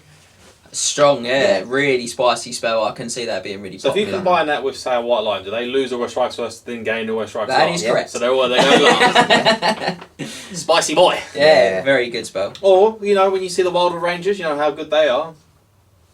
Oh, we'll move on. Or Wild Riders, though, do not like this. Devastating charge reduction, or Always Strikes First, or Frenzy. Any of them. Any of them. Just Literally not any Hatred. of them. Yeah. Just don't pick Hatred. If you pick that. Not for Wild Riders, no. And the final one? The final one, yes, Reality Shred. So this casts on an 18+, and this is a magical vortex. That's right, we've got one. Which uses the small round template. To determine how many inches the template moves, roll an artillery dice and multiply the result by 3. Any model touched by or passed over by the template must take a toughness test. If the test is passed, the model suffers no ill effects. However, if the test is failed, the model immediately takes a strength 10 hit with the multiple wounds D3 special rule. If the result of the artillery dice is a misfire, place the template on the caster's head and roll a d6 and the scatter dice. The template moves a number of inches equal to the result in the d6 in the direction shown on the scatter dice. If a hit is rolled, do not scatter the template. In subsequent turns, the template moves in a random direction a number of inches equal to the result of an artillery dice. If a misfire is rolled in subsequent turns, the spell collapses in on itself and is removed from play. So works exactly the same as basically any other magical vortex in the game. Yes. But it's a toughness test or take a strength 10 hit multiple wounds D3. Yes. So again, we're back to that, that magic resistance helps to counter it, which is really cool. Yeah. So it isn't as, say, unit killer type as some of the other vortexes out there. It's just, you can die, you can more likely die for it. It's still got the potential to hit a lot of stuff, do a lot of damage. Yeah, it's horrible for anything monstrous. Monstrous cavalry. Yeah, strength 10, multiple wounds D3. So very very cool, very different again, and I think it's that nice pitched balance between a real terrifying unit killer and a spell that's devastating but not maybe that extra level over the top. So that's what you get access to, ladies and gents. Yes, so they're the 2 unique claws of magic with the 2 free special characters. They are characters. So why would you not want to bring them? I just wouldn't get it. No. So let's take a little look now at the I know what I want to say. Let's take a little look at the extra magic items, of course. Okay. That all of the attendees get access to. Yes. So these are all for you history buffs. These are all themed around the fabled 12, or was it 13? I think it's 13 treasures of Albion or Britain, if you like, from sort of like King Arthur's time. That sort of thing. Yeah, from that sort of fabled myths. You can look those up, but they're all sort of there's some sort of influence there, shall we say, which we think is quite cool. Yeah. Now there are 10 brand new magic items available to the sort of standard magic item taking armies, and 2 ancestral heirlooms available specifically for dwarves. So they follow all the normal restrictions for selecting magic items for you guys, but they're all actually quite cheap. Yeah. So I think nice the and most accessible. expensive is 35. Yeah, Yeah, the most nice and expensive is accessible 35. for your armies. So you can get them on heroes, so you haven't got to sort of necessarily decide with respect to like, oh, do I take the special character or a general because I want to take these items because they're all available that way. Yeah. Lots of cool space for combination too. I forgive you for getting rid of the desert bow of Saf. I'll forgive you. You've lost it, I'm afraid. But there are 2 magic weapons, so why don't we start with them? Yeah, so the first one is Ruin the Flaming Sword. This is 35 points. It's a hand weapon. The bearer causes fear, and attacks made with the flaming sword are flaming, naturally, and receive a +1 bonus when rolling to wound. Spicy. Yeah. Well, if it, like its name's like its spell namesake, the Flaming Sword of Ruin. It's correct. Essentially, yes. This is the physical version. In fact, the blurb is the wizard Ruin enchanted this ancient blade many centuries ago, and when a worthy champion wields it, this blade becomes wreathed in flame. Ruin was known to offer it to any worthy champion upon the eve of battle, although most would reject the sorcerer's generous offer for fear of the blade itself. Thank you for that cinematic voice. I like to think so. Weren't as good as his French voice.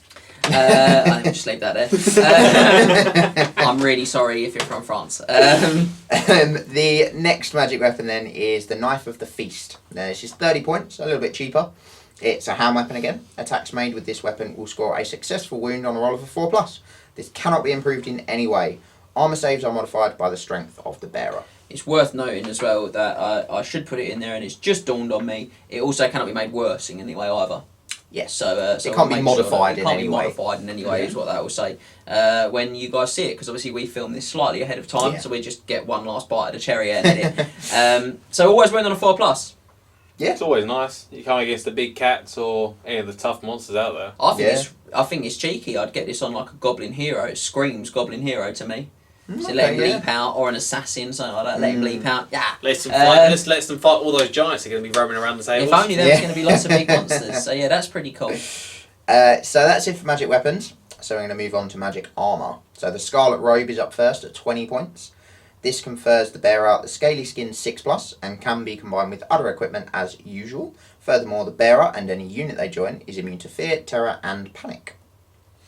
Nice. Yes. I think that's good. Nice 20, bit of 20 points plus 1 armour save, Yeah. and you're not going to get too scared. You're not going to flip your pants. Yeah, and again, there's going to be lots of fear and terror causing stuff in the pack. You can make yourself cause fear with the Dark Emissaries magic spell. There's quite a lot of the characters are big and scary, and you've also got giants. Yeah, so pretty cool little item for 20 points.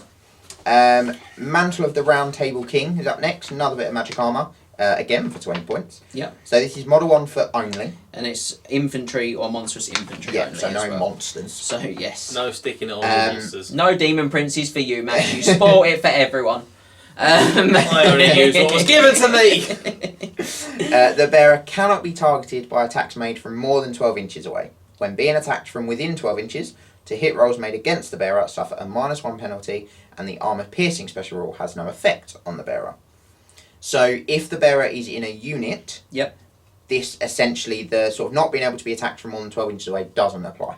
Because they attack the unit, they don't specifically attack the bearer. So that is in the, you'll find that in the FAQ at the bottom, and it just says the item only ever affects the bearer. So if you've got something that can pick him out, like say a Law of Death spell, then you or a Waste Stalker with Sniper. Yeah, but you wouldn't be able to do that if you were more than 12. But if you want to hit the whole unit with a big juicy spell, or you want to shoot a bank of archers at them, well, if he gets hit, that was his own fault. He shouldn't have been there, or she shouldn't have been there. So yeah, let's move on. Yeah, so on to enchanted items next then, and the Great Game is 25 points. At the beginning of the game, after deployment, but before Vanguard moves are made and scouts are placed, the bearer of this item nominates 1 unit from their army. This unit gains the Vanguard deployment special rule. Nice, I like that. You on. Bring your chessboard out, move your pieces That's around. literally what it is, Yeah. So yeah, it's nice to get I think it's good. I could see Yeah. that fitting into. I think the thing I like about most of these is that I could see them fitting in quite a few armies. And, the slower armies, Yeah, I like that. We've got next. Horn of Bran is up next for 20 points. So this is 1 use only. At the start of any player turn, the bearer may declare they are going to consume the liquid within the Horn of Bran.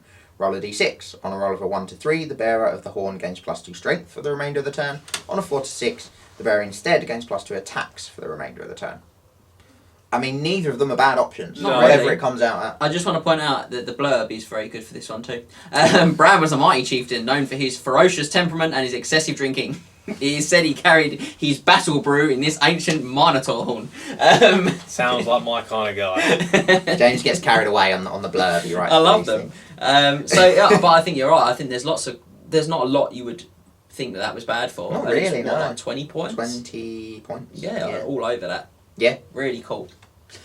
So the Giant's Cauldron is next, which is the first arcane item. And this is 25 This one's a really points. long one as It well. is, yeah, a couple of paragraphs here. So, at the beginning of the controlling player's first magic phase, the bearer of the Giant's Cauldron must take a leadership test on their own unmodified leadership value. They cannot use the General's Inspiring Presence for this test, but may use the Battle Standard Bearer's Hold Your Ground ability if applicable. If the test is passed, the bearer has proven to be suitably courageous and the Giant's Cauldron has been fired up. If the test is failed, repeat this process at the start of the bearer's next magic phase.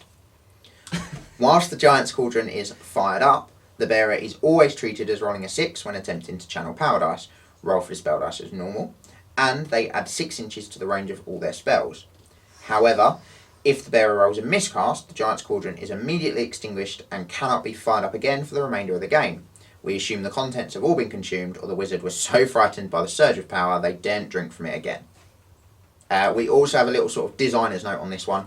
If you take this with a Slann Mage Priest with Harmonic Convergence, which is the one where he channels on 3 dice, you only count as rolling a 6 for one of those dice, so you roll the other 2. Yeah, you channel as normal. And again, I'm going to look across to my left and say, this is why we can't have nice things, Max.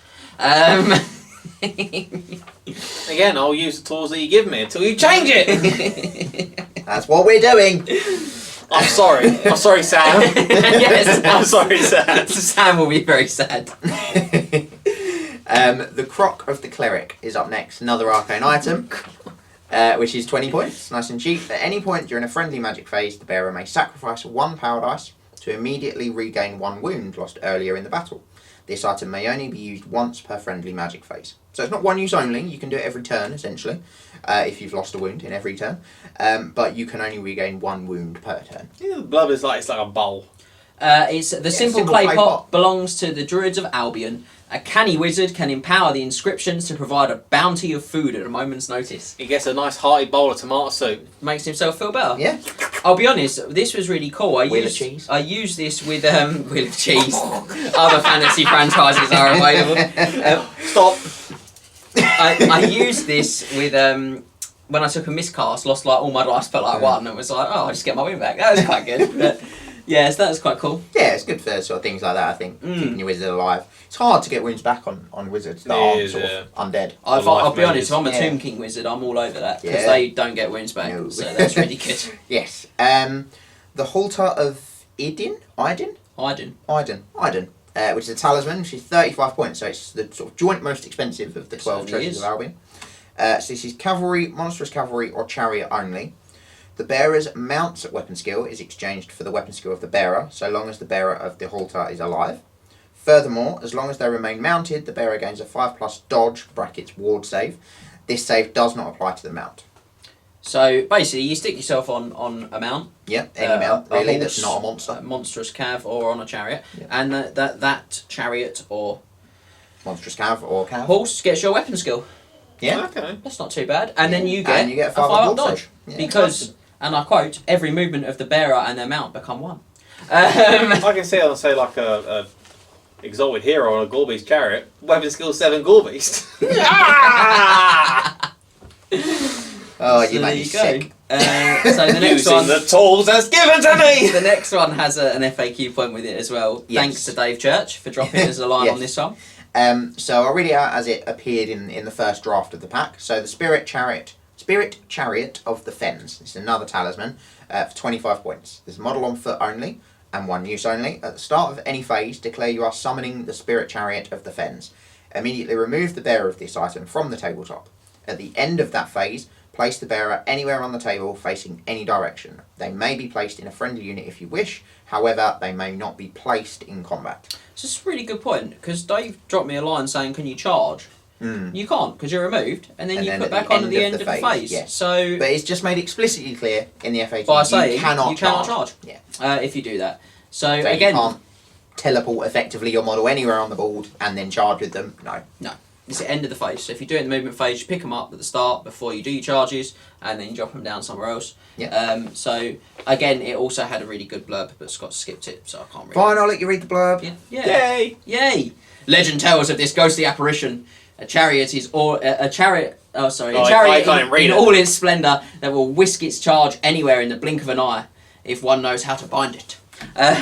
So moving on. I enjoy these things. So the last 2 are the ancestral heirlooms. So these are for the dwarves only. So the Wallet of Plenty, enchanted item, which is 20 points. The bearer and any unit they join may triple their movement value when making march moves instead of the usual double, effectively meaning they'll move 9 inches when marching. Yeah, that's pretty good. Yeah, it's good for dwarves. Yeah, yeah. Lets them get in position. Helps with that mission where you got to get all the way over the board. So 20 points, straight in. Not bad. That one. And then and then the Whetstone of Thurgle. This is another enchanted item. This one's 30 points. So this is Rune Lord or Rune Smith only. At the start of each friendly turn, you may choose a dwarf character. This may not be a special character that is within 12 of the bearer. The character immediately takes a leadership test on their own unmodified leadership. This test may not be re-rolled by any means. It's just a one Just throw straight at up. a bubble. Yep. If the test is passed, the model's combat attacks gain the multiple wounds 2 special rule until the next friendly turn. This is in addition to any other abilities the weapon already has. If the test is failed, the bearer must instead re-roll any successful to wound rolls it makes in combat until the next friendly turn. Which might seem like quite a bad payoff, but Dwarves leadership's It's 10. 9 10? minimum for a Yeah. character. 10 on the thing. Oh, is it 10 on the Yeah, thing? yeah, Oh, yeah, wow. yeah, The mate. heroes. They love it. They love a bit of the Whetstone Yeah. of Thurgle. They do. The Whetstone once took pride of place in the Dwarf Hold of Thurgle. It is said that the axe of a courageous warrior that is sharpened upon the stone will slay any it draws blood from. Conversely, if an axe of a coward is sharpened upon the stone, it will dull and never draw blood again. That's cool. Now James has done his little story time. He's going to want to read all the story time for all the characters as well in a minute. I won't read the story time for all the characters. We'll be here all day. all day. So, But yeah, those are the 12 treasures of Albion, which you can take on any of your characters. Like James was saying, 35 points is the most for any one of them, so easy to fit on heroes. Obviously following the usual restrictions on the magic item. Yeah, so you allowance and can't stuff sort of duplicate magic weapons, and you can't yeah. Arcane all items that. only on wizards, all that sort Yeah, of all the that usual sort of jazz. restrictions. all that jazz. So from there, I think it just leaves us to touch through the special characters, which is one for every single army. There are. Now we're not Buckle in. gonna read all their rules, I don't think, because we just won't have time. Yeah. But you can read them in the pack along with us if you want, or Yeah. you can read them at your leisure when you like. But we'll just have a quick chat about the things we really enjoy about those characters. Yeah. But I think you've earned it, guys. It's going to be a little break time, I think, for everyone. So you've stuck with us this far. Go and grab yourself a beverage, and we'll return very shortly for us to go through the special characters section. So welcome back, guys. I hope you're feeling as refreshed as we are. Now, just as a quick point on the last section, actually, is we're going to produce a set of magic cards as well, which should just be a downloadable PDF. You can print them out and chop them up. So you've got the magic spells from the 2 laws we've created for this event. Don't need to try and remember what spells you have No. and what they're doing. You'll be able to pop them out, which is really cool. So we'll start now with the special characters and the sort of upgrades they give you. Yeah. And we'll start with Beastmen, because they're first. Because it's in alphabetical order. They are. So it's probably worth mentioning, I don't know if it's above or below. Yeah, it's here. So all of the characters come with a restriction this time. Yes. And so I'm going to lean over, Right, Scott, because I remember putting the restrictions together. So I'll say Beastman, but obviously insert the name of your army there and the name of your special character. So Beastman players may choose to include Guard Arch Threehorn as a lord choice in their army for this event. Rules can be found below. If they do so, the following apply. He must be your army's general. You may not take any other special characters, but your army battle standard bearer may select the Feral Totem as a magic standard, which we'll discuss in a minute. And 1 unit of Bestigor in your army will be upgraded to Blood Brothers. The unit gains a bonus based on what mark of chaos you chose for Gardatch. So we'll cover that in a minute. Yeah. But all of them basically get that restriction. They Yeah. all get as a minimum, they have to be a general. You can't take other special characters, but you do get a battle standard and you do get a unit buff. Yeah, those are the 3 general restrictions across every army that you are able to field in the campaign. 4. 4 restrictions? General, can't take any other special characters. BSB has a special standard unit. Oh, you know, great as well, yeah. So now it is also worth saying that obviously we discussed in the missions, you get points for taking these guys. So whilst there are some kind of drawbacks for having them, you do get some positives for having them too. And they're all quite unique. They make quite big changes to your army. They and do, your army especially like some of the banners they give out for their army. Yeah. So Gardat Treehorn is a beast lord. Essentially, yeah. He's notably he's leadership 10, which is excellent for a beast lord. The only Beastman Garrett is leadership 10. Yep. Very cool. And as we said, you can pick what mark of chaos he's going to have. Yeah, I like this mechanic. It's very unique. And it changes the points of him. Now, he is from the Khemri campaign, if you played that before, or if you've downloaded it before, and he remains unchanged from that because he was such a popular choice. So depending on what you take, if you take him with the Mark of Zinch, where are we? Sorry, Scott. Do you want to read them out? Yeah, so Mark of Zinch gives him Boon of Magic, so he can channel as if he was a wizard, and he has the Cursed Cleavers, which are paired weapons, and Flaming Attacks, which makes him 300 points. Pretty cool. That's his sort of middling one. Slanesh is the cheapest one at 290 points. So you increase Gardatch's weapon skill from 6 to 7, and his magic weapons are still paired weapons, but they've got always structure first. Strong. Yeah, and then Nurgle and Khorne are both 310. So Mark of Khorne His Curse Cleavers are attacks made with them are made at +1 strength, and if he slays an enemy or to win a challenge, you add 2 to his combat res for that turn. And Nurgle, you increase his toughness from 5 to 6, and his magic weapons gain poisoned. Yeah. And then, as James was saying, depending on which god you devote Gardash to, depends on the upgrade that his blood brothers Vestigor get.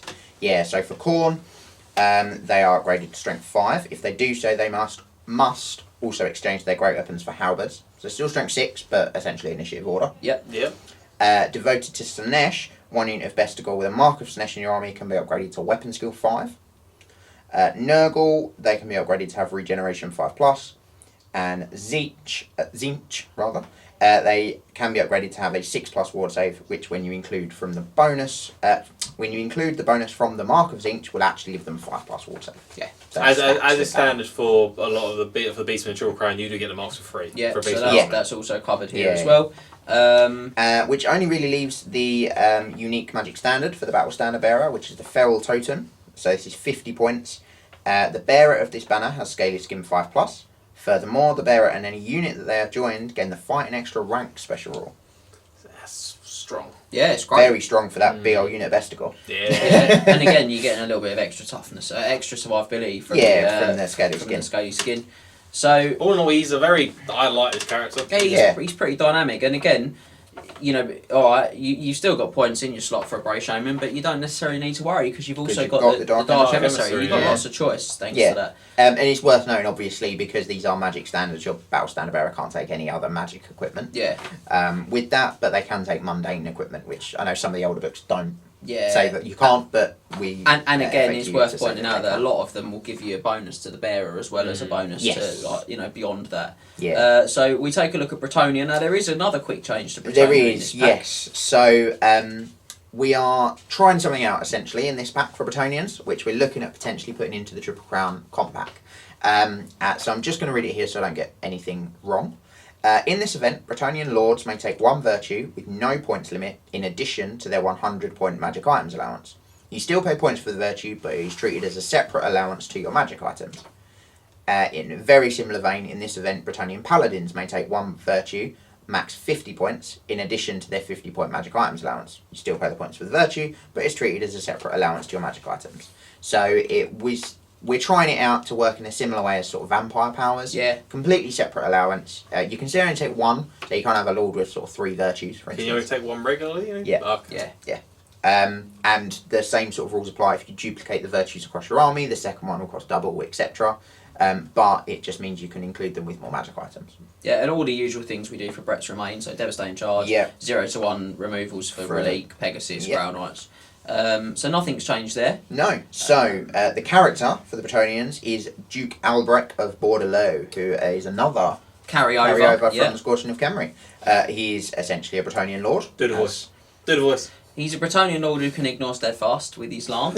You coward! To do the voice. I'm not going to do the voice. So he can ignore Steadfast. He also gets +1 to hit when he's attacking in close combat, which is really nice. And I think 1 unit of Knights Errant can be upgraded. Knights of the Realm. Knights of the Realm, sorry. 1 unit of Knights of the Realm in your army will be upgraded to Albrecht's Company, which get +1 to hit in combat as well, which is really good. Yeah, it is. And his magic standard is the Blessed Tapestry of Bordelot, which is another 50-point magic standard. Again, Battle Standard Bearer only. These are all Battle Standard Bearer only. They are, yes. Banners. So I'm not going to say that carried on, but if it's a magic banner, it's Battle Standard Bearer. They're the colours of your commander, basically, so they'll be taken by his personal champion or her personal champion.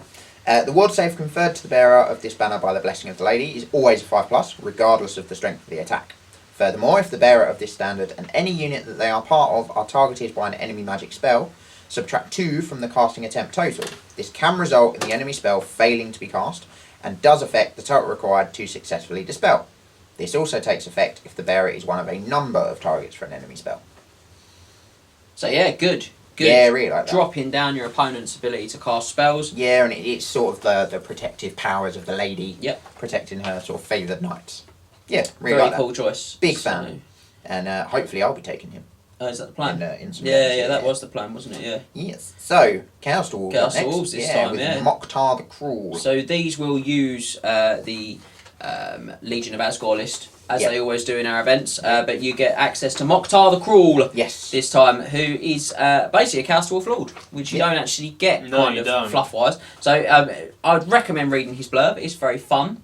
But read the blurb of some of his items as well. Yeah, the blurbs of his items are amazing. So I had loads of fun putting this guy together actually. But he's essentially a Chaos Dwarf on shield bearers, similar to what you get for a regular dwarf. But the shield bearers are of course hobgoblin cutthroats that carry him aloft because he looks down on his lessers. They are some strong hobgoblins. Yeah, they are full armour. Yeah, that's right. Now I won't sort of riff too madly on him. He's really unique for Chaos Dwarf players because you don't get this type of character regularly. At 275 points, I think he's bargain as well. You can cut off his hat. And he has the Hat of Hashut, which is by a mile my favourite item of this entire pack. His poor hat. The bearer gains regeneration. 4+, that will be, because it's just a standard regeneration special rule. The first time the bearer of the Hat of Hashut is successfully slain outright as a result of killing blow or heroic killing blow, do not remove them from play. Instead, the Hat of Hashut has been destroyed and there is no further effect, and has no further effect. So he loses regeneration for the rest of the game, but he basically ducks the killing blow and his hat's cut in half instead. It says here, Mokhtar is pretty cheesed off for the rest of the game, and someone just cut his hat in half. So we like to make the stuff cool, but we also like to have that classic fun, I think, as well when we put these things together. Yeah, rip hat. Now, so his unit upgrade is for Ball Centaurs, and they can be upgraded to Reavers, and the unit gains Frenzy. Yeah. So extra attacks for a unit that's a little bit undermined, and again, like all of the others, it's a free upgrade. So if you've got one of those units, I'll make them Reavers. Yeah. And then he has the Gara Growth Stone, is his magic standard. So the bearer of this banner gains +1 strength. Furthermore, the bearer and any unit they join can never choose to flee as a charge reaction, cannot be disrupted, and if armed with hand weapons and shields, can make parry saves in the flank and rear.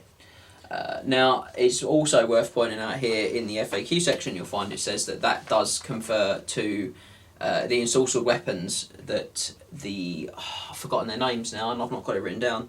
The elite choice, the Iron Swarm, Infernal Iron Swarm. Swarm. They can take ensorcelled weapons, and it does say they can parry with ensorcelled weapons, so that parrying in all of the sides is included for them as well, which is really cool. Yeah, it's sort of it's like an Oath Stone. Yeah, it's a cruel version. It's like a corrupted version. That's the word. So again, I would say if you've not read the blurb for this one either, the blurb for this item is also really cool. So read it. Look how excited he is. Like something on his face. Would you like me to read it? Go on, read it out. Why not? Treat yourself. Gara Growth was the Sorcerer Prophet and former leader of Mokhtar's army until he succumbed to the Curse of Stone. Such is the devotion of his followers that they carry aloft his stone corpse. In battle, the dwarves form a circle around their former master so as to fight under his gaze once more. That's why you get +1 strength for your bearer, because he's got to be strong to carry a stone dwarf. I mean, I don't think the sorcerer's going to be like that in his stone form. Yeah, 100%. The jazz hat. So very cool, very unique. Again, and lets them do something quite different with their army as well. Yeah. Which I think is really cool. So. And a big thanks to Tim, again, who you've seen on the channel if you're a Knight of the Realm subscriber. You saw him bring his empire down for the great name of Mokhtar the Cruel. So Demons of Chaos next. Yes, so this is a big one. This is Be'lakor.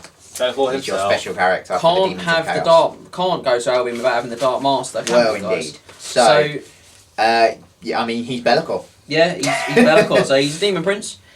He's got a slightly different stat line to regular Demon Prince. Got an extra wound, weapon skill 10, pretty cool.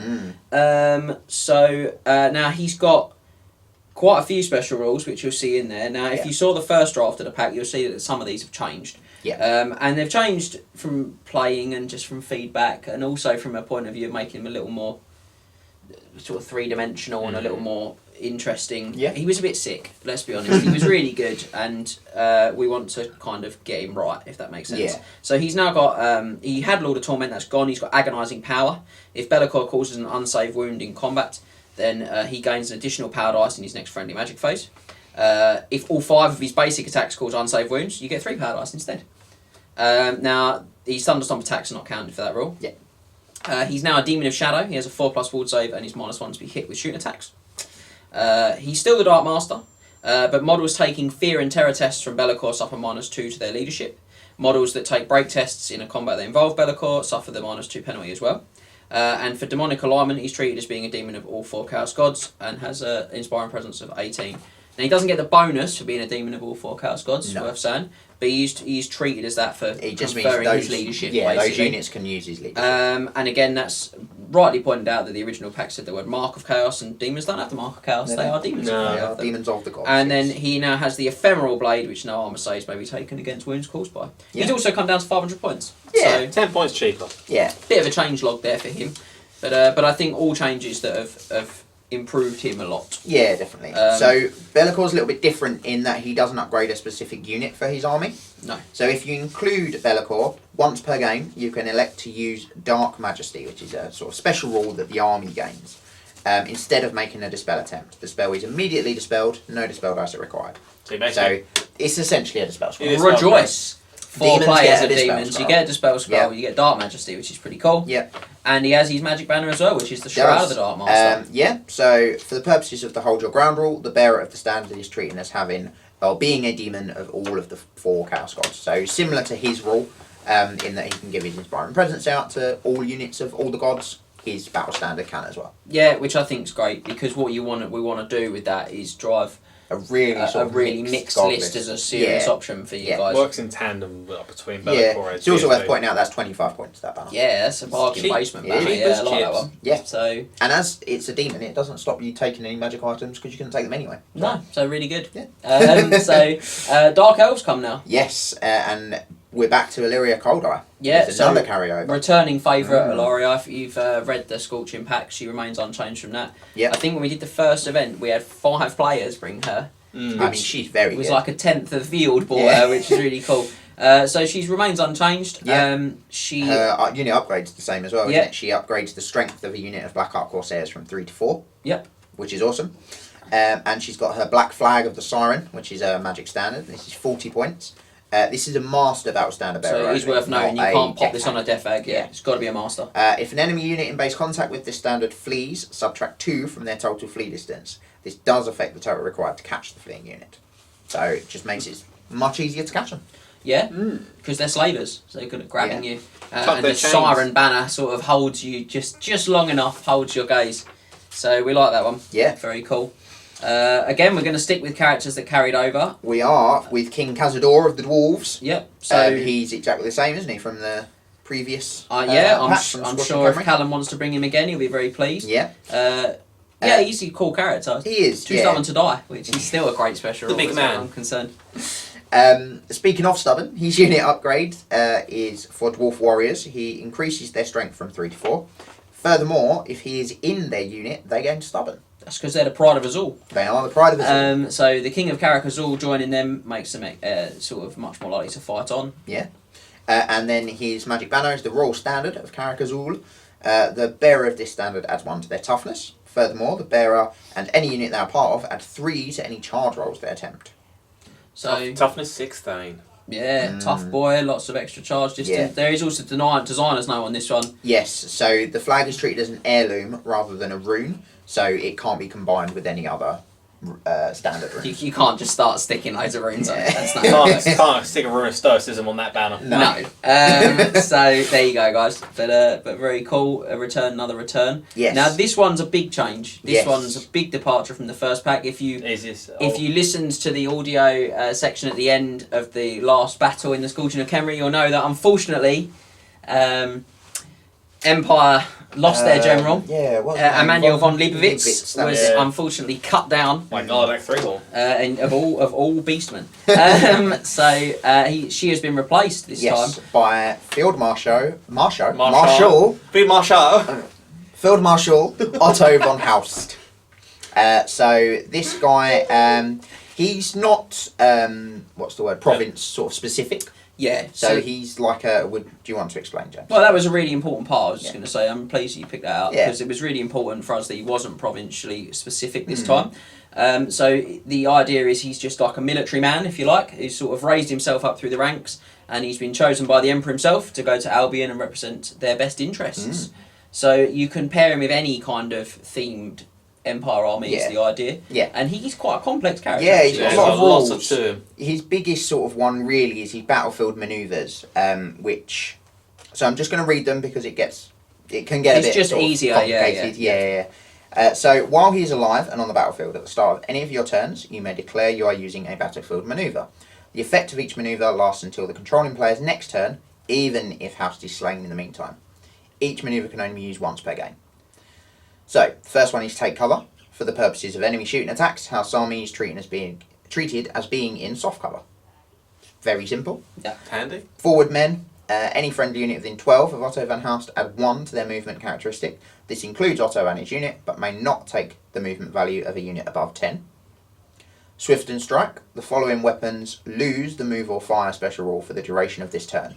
Pistol, repeater pistol, handgun, repeater handgun, grenade launching blunderbuss, best named weapon, I think, in the Empire book, and the Hockland long rifle. It's a personal favourite James's, I think that one is. Yeah, well, again, a lot of when we did the first pack, a lot of guys were like, we really like Empire shooting, but it kind of, the army's really static and it's a bit kind of, it's a bit unexciting. So I think that's been awesome in all of the kind of practice games, and all the feedback we've had is that that's really cool because it gives you a turn where you can like really quickly replace and manoeuvre your troops and do something really different.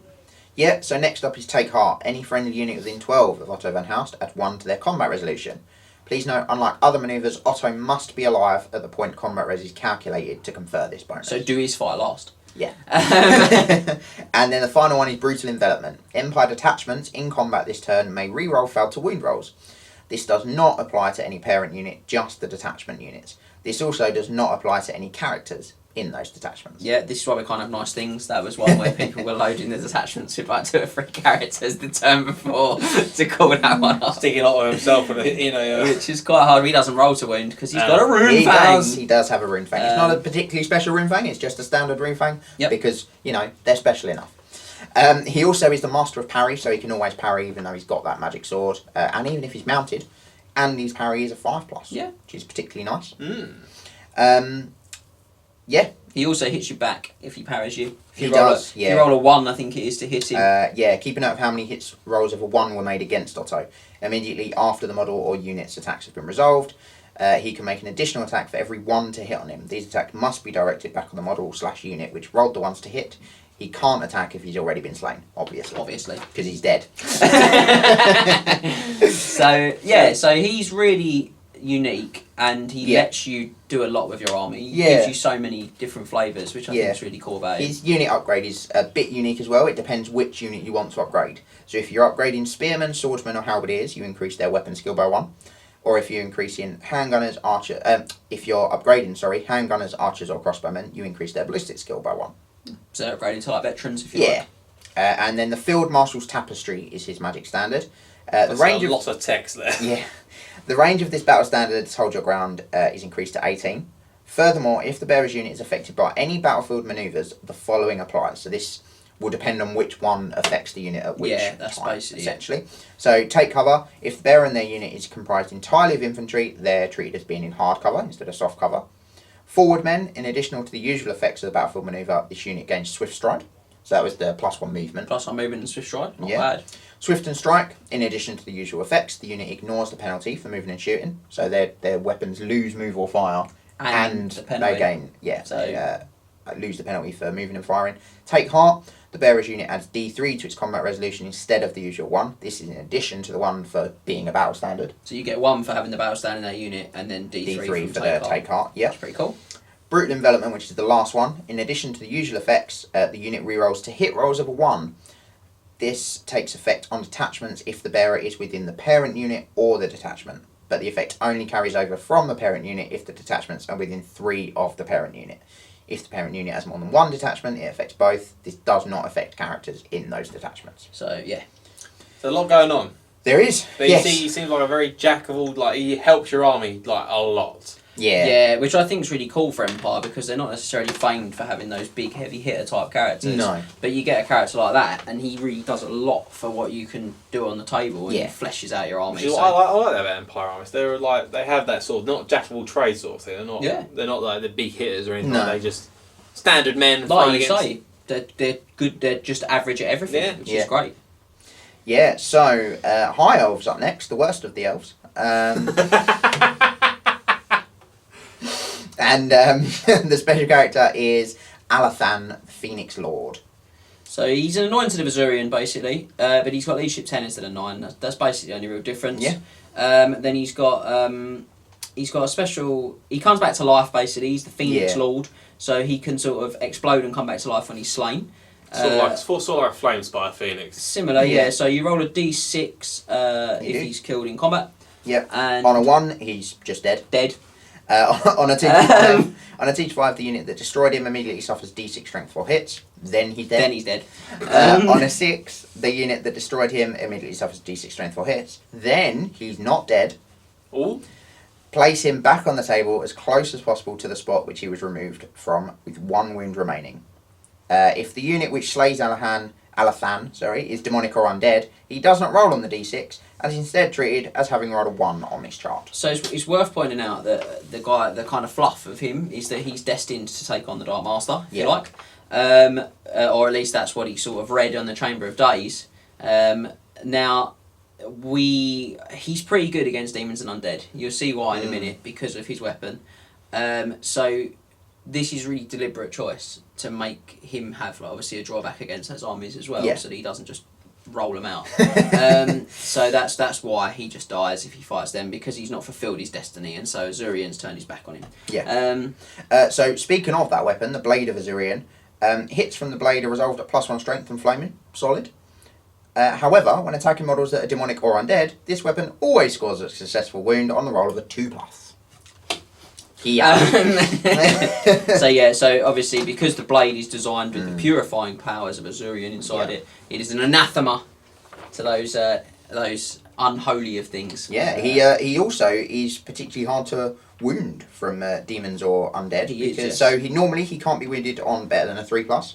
However, if it's a demon or undead that's attacking him, it's improved to have not been able to be wounded on a 4+. Yeah, so he's going to go toe to toe with those big vampires and demons, greater demons. So if he doesn't go down, he is staying down against the demons. And that's the payoff. So his unit upgrade is Spearmen. They can be upgraded to Phoenix Initiates. The unit gains a 6+ ward save, which is increased to 5+ if Alathan is part of their unit. Yeah, because Anointeds give a 6+ to a unit if they join them, so that way you still feel the bonus, which is really cool. Yeah. And then his Magic Standard can only be taken on a Noble Battle Standard. The bearer of this standard has a 4+ ward save and gains the Fear special rule, but may not take a mount. Furthermore, the bearer of this standard has a Strength 4 breath weapon with the Flaming Attack special rule. So this one's a big cost. It's 80 points, guys. Yes. But the idea with this one is that it makes him a Phoenix Guard. Yeah, essentially. So it's like he's like a Phoenix Guard character, if you like, that's been given the standard by Alathan. So very cool. Again, really specifically kind of leaning into that Phoenixy theme with your initiates and your spears, and you can take your Phoenix Guard and your blocks. Very cool. So Lizardmen, Lord Ula Up. So he's a returning. He is. Character. He is Ula Up next. Hey. Oh, come on, that was brilliant. Anyway, so he's exactly the same as he was from the previous pack. So his unit upgrade is to Croxagore. They can be upgraded to Stone Scale Guard and increase their toughness from 4 to 5. I suppose notably, if you didn't see the previous pack, you can obviously see the Light of Albion pack. But if you'd played him in Scorching the Khemri or seen him there, you'll know that he's a Lore Master on the Lore of Light. Yeah. She's very good for Lizardmen, because those spells really buff a lot of their weaknesses, which is very cool. Yeah. And it helps to make his magic standard, the Glyph of Kish, work really well as well. Yeah, so this is 40 points. The bearer of this standard is treated as a Lore of Light wizard for the purpose of calculating the strength of hits from the Lore of Light spell Banishment. Furthermore, when the bearer or a unit they are joined to is targeted by a spell from the Lore of Light, add 2 to the casting attempt. This can result in successfully casting a spell that otherwise would have failed to be cast, and does affect the total required to roll for dispel attempts. So yeah, big buff for your Lore of Light magic on your regiments, and also ups the strength of his banishment, because you can't get light on the skinks, so you can't up that any other way. Yeah. Not so much a light council, more of a light meeting. Moving on. Let's just go. Ogres are up next with Burag Face Eater, the Khan of Albion. So he's a new one as well. This is new, because old Brute Skull got no. Yeah. Gone but not forgotten. Gone and forgotten. Got decked. He did get killed. So this guy's he's like a tyrant, but he's riding a Mornfang. And he's tough as 6. And he's tough as 6. So not quite a tyrant then. He's a tyrant but better. He's beast. And on a Mornfang. He's a beast. Yeah, he is a beast, yeah, he's very good. As with sort of all of the other special characters, got to be your general and all of that jazz. He also can never refuse a challenge made by the enemy general, and he rerolls failed to wound rolls against monsters and chariots. Because he's the Khan. Because he is the Khan of Albion. Yeah, so whenever he kills a model in close combat, he rolls a dice at the end of that phase, and on the roll of a 6, recovers a single lost wound. He's the face eater. He eats faces. His magic weapon, which is called Ripper, attacks made with it are +1 strength. This increased to +2 strength if the bearer charged. In addition, Burag may choose to exchange all of his normal attacks for a single coup de grace attack. This single attack still benefits from strength bonus set out above, always hits on a 2, and has the multiple wounds d6. It rips the face off for him to eat. Yes, there, mate. And the Golden Gut, which is his talisman, the bearer has a 5+ ward save and +1 toughness, which is already included in his profile, which is why he's toughness 6. Yes, he's a bit of a beast. How many points is he? He is 380 points on his Morning Fame. So he's not cheap, but he's not, ridiculously pointed. I think he's pretty good. Yeah. So quite scary. His unit upgrade are Ogre Balls. They can be upgraded to Whalers. This unit may reroll failed charge rolls. If they choose to reroll, they must reroll both dice. Yes. No one dicing because you rolled a 6 and a 1. And then the Khan's colours are his magic standard, which is 50 points. The bearer of this standard and any unit they are part of add 1 to the strength of any impact hits they make.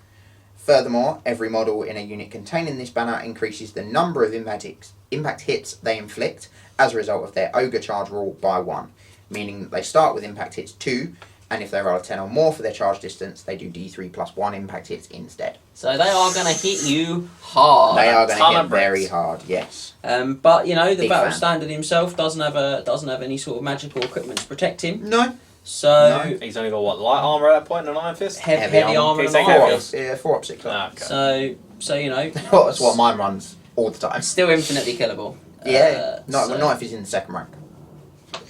That's how we're playing a narrative campaign then, yeah? This is why we can't have nice things. No. So another returner onto the Orcs and Goblins with Grotbag Delucky. Yeah, so he is the lucky git He from is. the first pack. So he's a Night Goblin Shaman and sort of has an extra spell, I believe. He has 5 spells. From his lucky stick, I From think his it is. Yes, he clever does. stick, I think that one is. Clever Stick. Clever yes. Stick gives him a 5th spell, and he doesn't take wounds from magic mushrooms because he's lucky like that. He always passes lookout stirs, so he's just loads of fun. He's just good. He's actually pretty good as well, Yeah. yeah, and he's lots and lots of fun. No longer in love with Neferata. No, although his blurb still mentions her, I believe. But he's decided to fall in love now with Alaria Calder.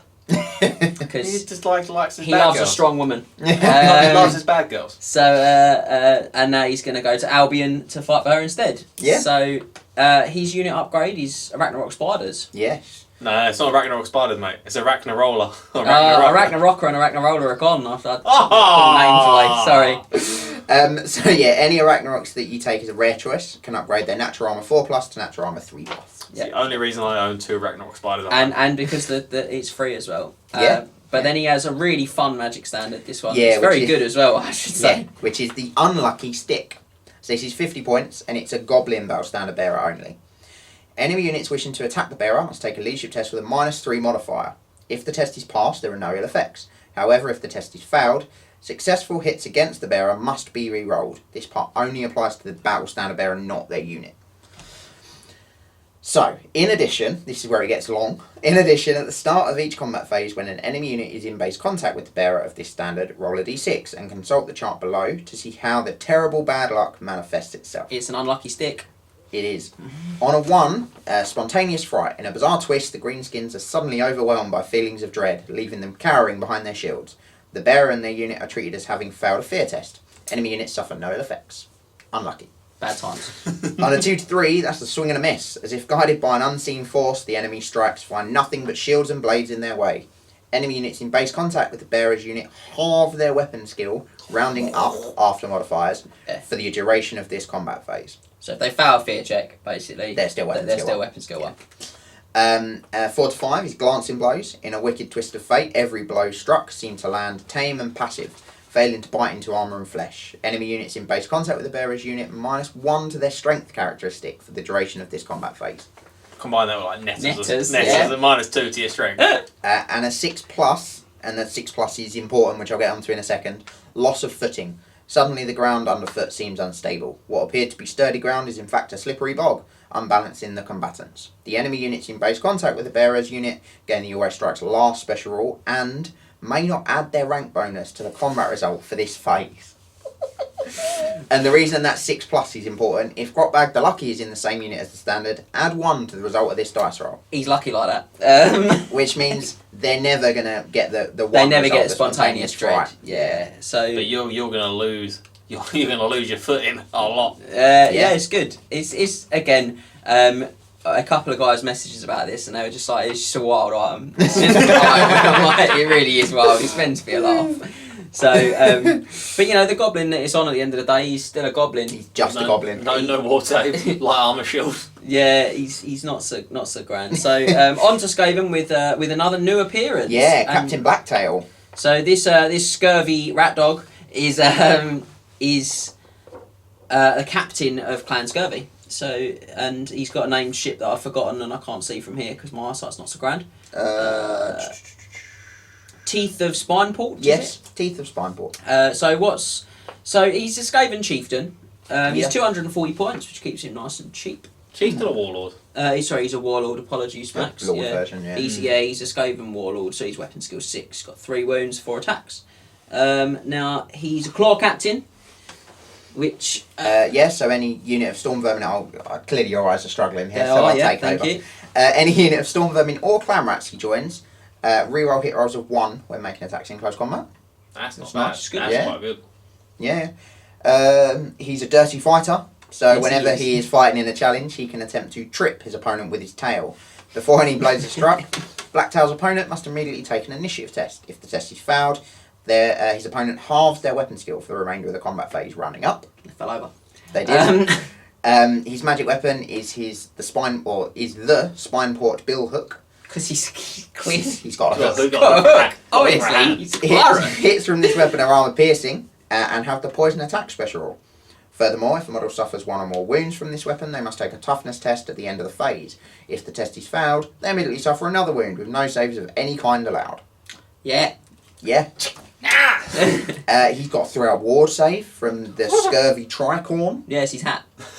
What I like about that, I don't know if I put it in there. It might still be in the blurb. It's the hat that all of the captains of Clan Scurvy wear. So the Skaven believe that like a portion of the wisdom of the previous captains is kept in the hat, so they like pass it down basically. That's why it gives a really good wall save. Teaches you how to dodge, but he doesn't have any armor, or he's got heavy armor, so he's got really light on the saving throw beyond that. And he's also got a second magic weapon, which is a magic shooting weapon. So the Warp Block Fusil. It's a range of 10 inches and a strength of 5 with armor piercing, quick to fire, multiple wounds D3 and unstable ammunition, which you'll need to check your Skaven army book for. That. Furthermore, Captain Blacktail may fire this weapon even if he is marched in the previous movement phase. Just jumps around. Yeah. Solid. Yeah, he's cool. He's loads of fun. Very cool. He also upgrades Warp Lightning Cannons. They may reroll the artillery dice when a misfire is rolled. However, the second result must be accepted. And that only applies to the first dice roll, not the sort of bounce roll. But that's because obviously he's going to give him a Yeah. broadside. That's his broadside from his ship then. And his magic standard, 65 points, is the Scurvy Roger. Obviously. Whenever the bearer of this banner is successfully wounded in close combat before saving throws are made, roll a d6. On the roll of a 4, the wound is allocated to a member of the bearer's unit instead. Saving throws may be taken by the newly struck model or by the bearer if the roll is unsuccessful. This has no effect if the bearer of the banner is not part of the unit or the unit has already been slain. Furthermore, enemy units within 12 of the standard suffer -1 leadership. So knocks 1 off your leadership and also gets his mates to jump in the way. Yeah. Very cool. You got to protect the Scurvy Roger. Yeah, I'd like to think it's not the rats jumping in the way, it's him dragging rats in the way. Maybe with a hook for a hand. Grab the hook. Chucks him in front. Very cool. Yeah. But yeah, so again, just different. Yeah. I think it's what we've done before. And I think we're all sort of smiling because there's loads of fun. No, it's going to be a lot of fun. As seeing well all as these them on the being good. tabletop. Do you know what I mean? Yeah.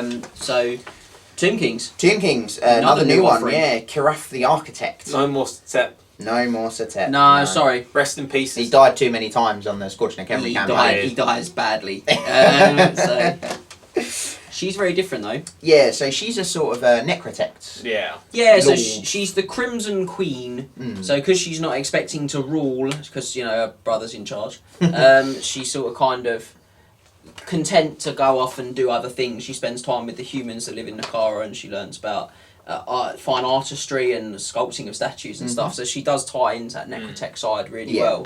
But then obviously, leadership is thrust upon her when Satep is cruelly taken from this world.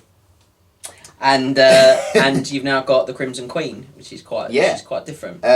She's very solid as well. So while she is alive and on the battlefield, Ushabti gain regeneration 5+. Very nice. That's very good for We want to see those units. Ushabti. We have had a list submitted, I should point out already, which included 12 Ushabti. Yeah, I think it was 12. I think a regiment of 6 and 2 regiments of 3. Yeah. I already know whose it is. Yeah, it was amazing. I already know. Why? So, why do you own that many Ushabti? Because he's a legend, so leave him alone. So she's got the Hawk Slash and Poniard. Which is hand paired weapons. The Hawk Slash is armor piercing and gives Karaf additional attacks equal to the highest current rank bonus of the enemy units in base contact with her. As with sort of normal rank bonus, this is capped at 3, plus the extra one for paired weapons. The Poniard also counts as a shield. Yeah. So she whips you a bit. She can get quite a lot of attacks. She can get up to I think it's up to 8, because she gets an extra one for the paired weapons and then up to +3 for the rank bonus. So she's strength 4. She's not, got an amazing sort of strength, but she does throw quite a lot of dice, which is quite cool. Yeah. And then obviously as a shield, just ups her save by 1. Helpful. Yeah. She's got the Artisan Death Mask as well, which confers a 4+ ward save. And enemy units in base contact with the bearer suffer -1 penalty to their leadership. There's quite a few bits in here that knock leadership about a little bit. So I think we're back to sort of looking at some of those things we talked about with the causing fear spell. With there's obvious tiebacks if you want to look for them, if you like. Yeah. As her unit upgrade would explain how that list is possible that James was talking about earlier, with the 12 Ushabti in it, 1 unit of Ushabti may be taken as a core unit instead of a special unit. So you drop a unit of Ushabti in your core. Very cool. Take some special ones. 6 of them. Yeah. Maybe 9. Why not? Take some special ones as well. Or with great bows. I won't go that far. And our magic standard is the Sigil of the Crimson Queen. She's 40 points. The bearer of the standard gains the Animated Construct special rule. Furthermore, the bearer of this standard adds D3 to its combat resolution.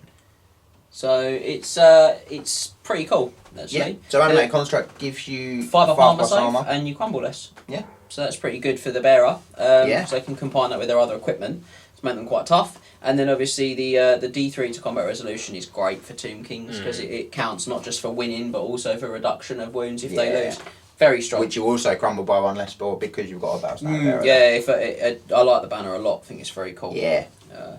Getting near the end. We are, and it's another new one. Usharan, the Lord of Masks for the vampire counts. Yeah. So he's like a Strigoi Ghoul King character. Yeah, so he's actually the primogenitor, if you like, of the ghouls. So each of the bloodlines, if you were in Warhammer as long as me, had like a sort of primogenitor. We did Neferata last time. She's the first vampire in the Lamians. And Ushuran is the Lord of Masks. He was turned over by Neferata. It was sort of in the early days of. It's her brother, isn't it? I think it's her brother. Yeah. And he's the Lord of Masks. Was what his sort of courtly title was. And he becomes the first of the Ghoul Kings, and he takes that quite seriously in Unlife as well as he did in life. I just want to you've put the first sentence of the blurb. In life, Ushuran was the younger brother of Neferata. There we go. I'm going to go with yes, he was the brother of Neferata. Yeah, he definitely was. He's got slightly better weapons than a regular Ghoul King. As you'd expect, he's a Ghoul King, but he's better because he's the first of the Ghoul Kings. Yeah, he's a level 2 wizard as well. Yeah. Normal Ghoul King. He's also strength and toughness 6, which is really good. He's got a better regen save. He's got regen 4+. Yeah, he's a real beast. Yeah, and he improves the regen of all other ghouls in his unit to a maximum of 4+. Yeah, by 1. Yeah. Which is very cool.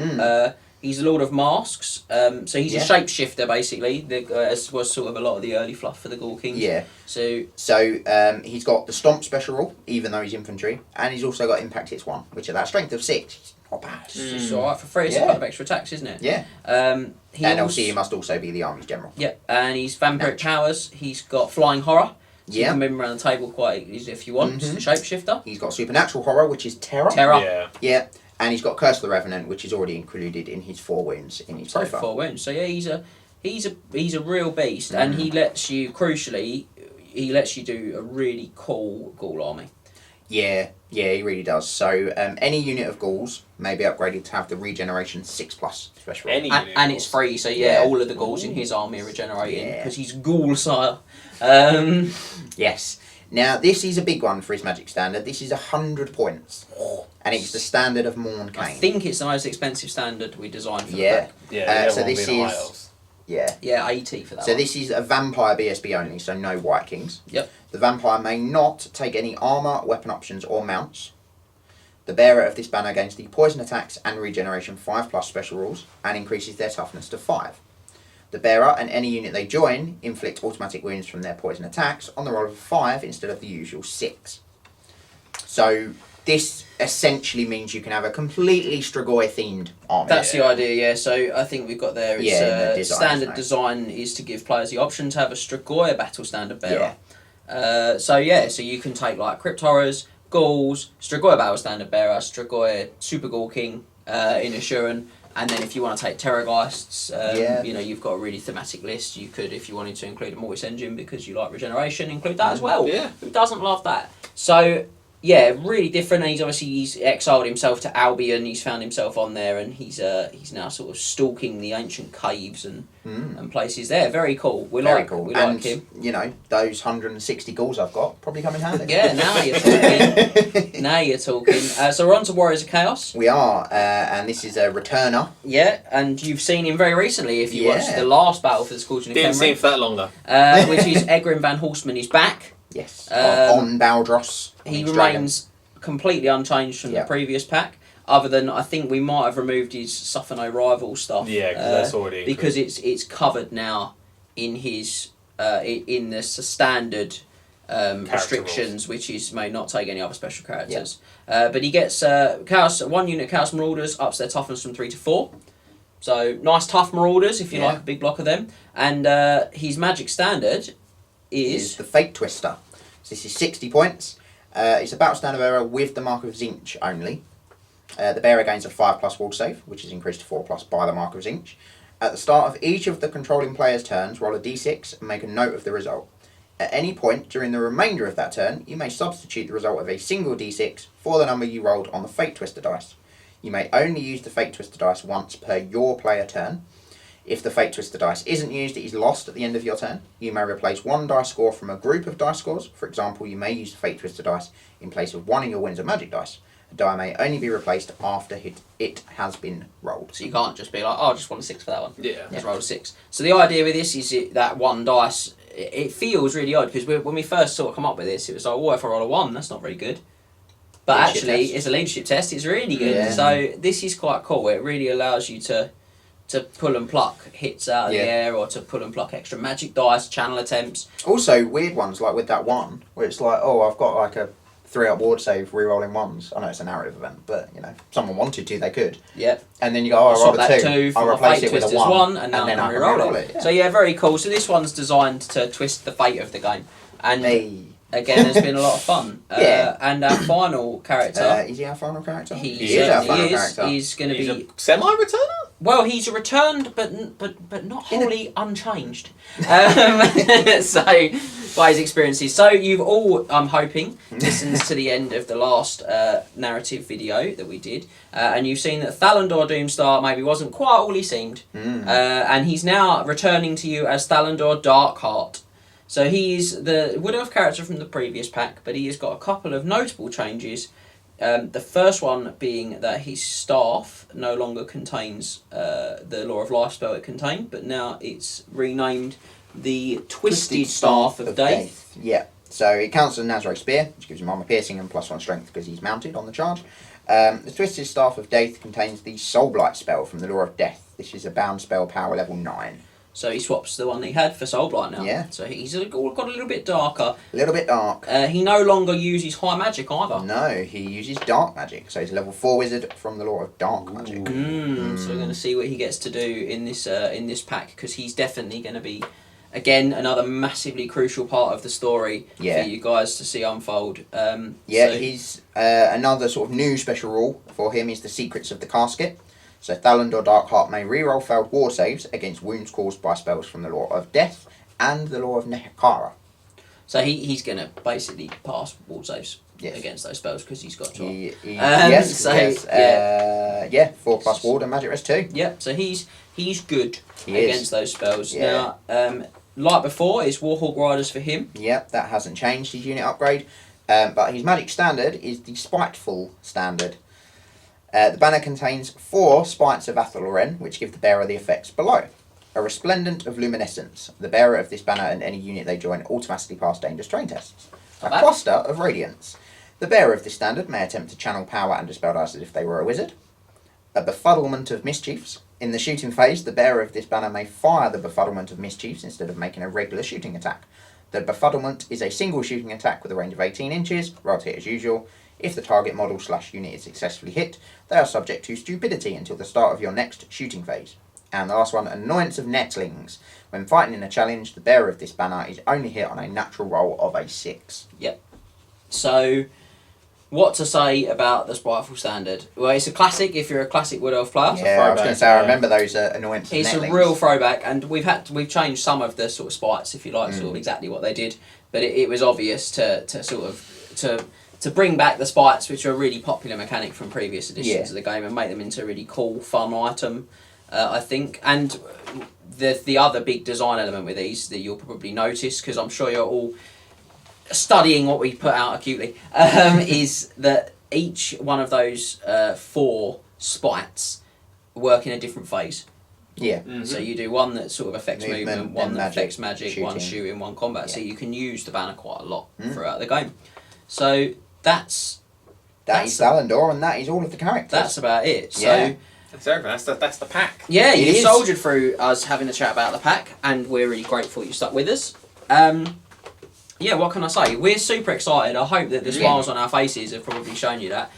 There are still tickets available. They're $27.50. You can get them on the website, triplecrownwargaming.com. Yep. I just, like I say, it's just going to be a great event. Yeah, it's going to be an Cannot awesome wait. weekend. 16th and 17th of October. Mhm. So it's creeping up on us as well. It is, yeah, getting closer. Down in Colchester in Essex, which is my neck of the woods. I'm loving it. It's like 5 minutes from my house. It's great.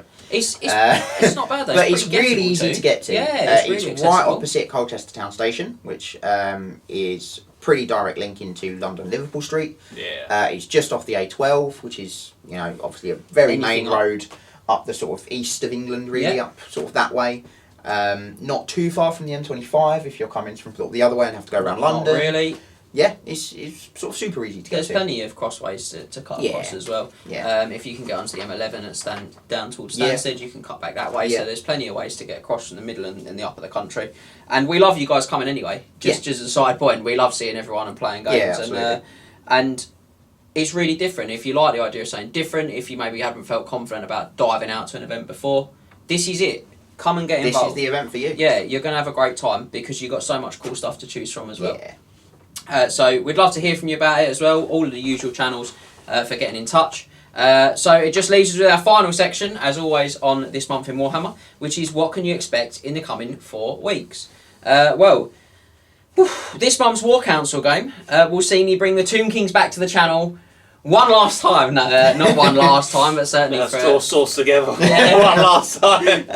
but certainly it's going to be for a little while. So they're going to get a little bit of a break after this one. But you've seen us bring a really fun kind of narrative Tomb King style army for quite a few months. Now you'll get to see us bring an optimised list for fighting. And we're not going to pull our punches. We're going to pit them against the Dark Elves as well. So Dark Elves versus Tomb Kings. Absolute epic War Council clash.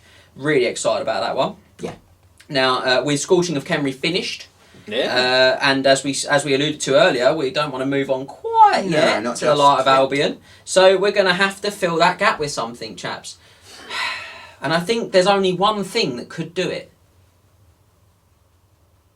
Yes, it's another Big Boy Beatdown, ladies and gentlemen. We're going to bring you, this time, the Lizardmen and the Skaven. Iconic Warhammer matchup. Yeah. And that Big Boy Beatdown is actually going to be using the Storm of Magic expansion as well. We cannot wait. We've had a couple of people ask as well, will you do some Storm of Magic? Yeah, You do some of little that? bit Well, different we for us. will. Yeah. And we'll do it with big boys beating down. So we're really excited about that one. And in fact, you guys are going to We You're are. going to tackle that, aren't you? Yeah, It's going to we be are. interesting. It's going to be really cool. Two armies that we've never really played before. No. No, and I It's think gonna be that's great. going to be really fun. So your win record with Skaven's 100%. I want to point that out. Yeah, I want to be playing a Skaven, obviously. So we're going to take a trip then to the mountains of Morn with a big bag of gold, ladies and gentlemen, so that we can bring you the Bind for Beginners Ogre Kingdoms, which, well, you know, why would you not want to? If you want to get a bigger gut, get on that video.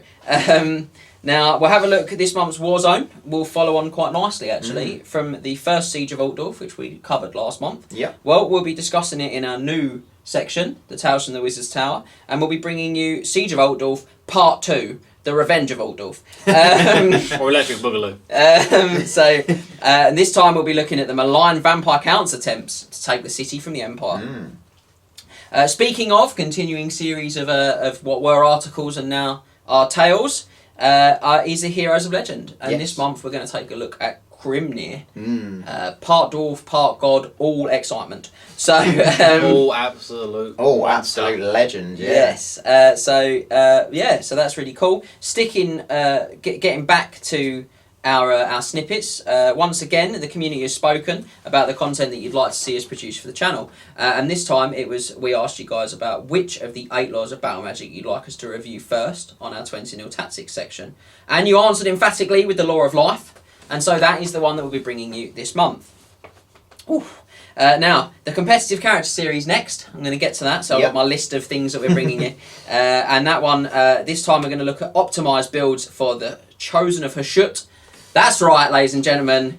It's time for the Sorcerer Prophet to get the competitive character treatment. I know Max is very excited.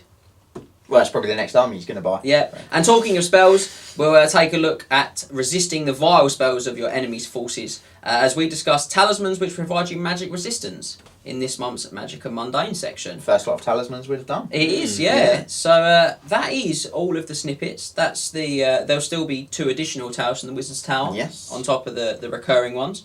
That just leaves us with one video, and that video is going to involve me taking you all to the darkest reaches of Sylvania as we embark upon the Vampire Count's deep dive. I've been waiting for this one. I'm so excited. Your second main army, really. It is. Yeah. It's probably my main army, really. As much as I started Hiles first, I play a lot of games of Vampire Counts. Love them. Cannot wait. So, jam-packed schedule again. Jam-packed schedule, jam-packed event pack that we just talked about for you guys. It's going to be a mad couple of months. Still get what's it's for, and we'll be painting scenery like fanatics for that as well. I think that's not scenery painted with a ball and chain. I should probably point that out. It's there will be some ruins. There will be some ruins. Yes, a paintbrush on a chain, just like that. We could try that. I maybe don't want to be in the room. Maybe do that outside. Yeah, but on that bombshell, if you like, we will leave you for another month, and we'll see you here again in 4 weeks for another episode of this month in Warhammer.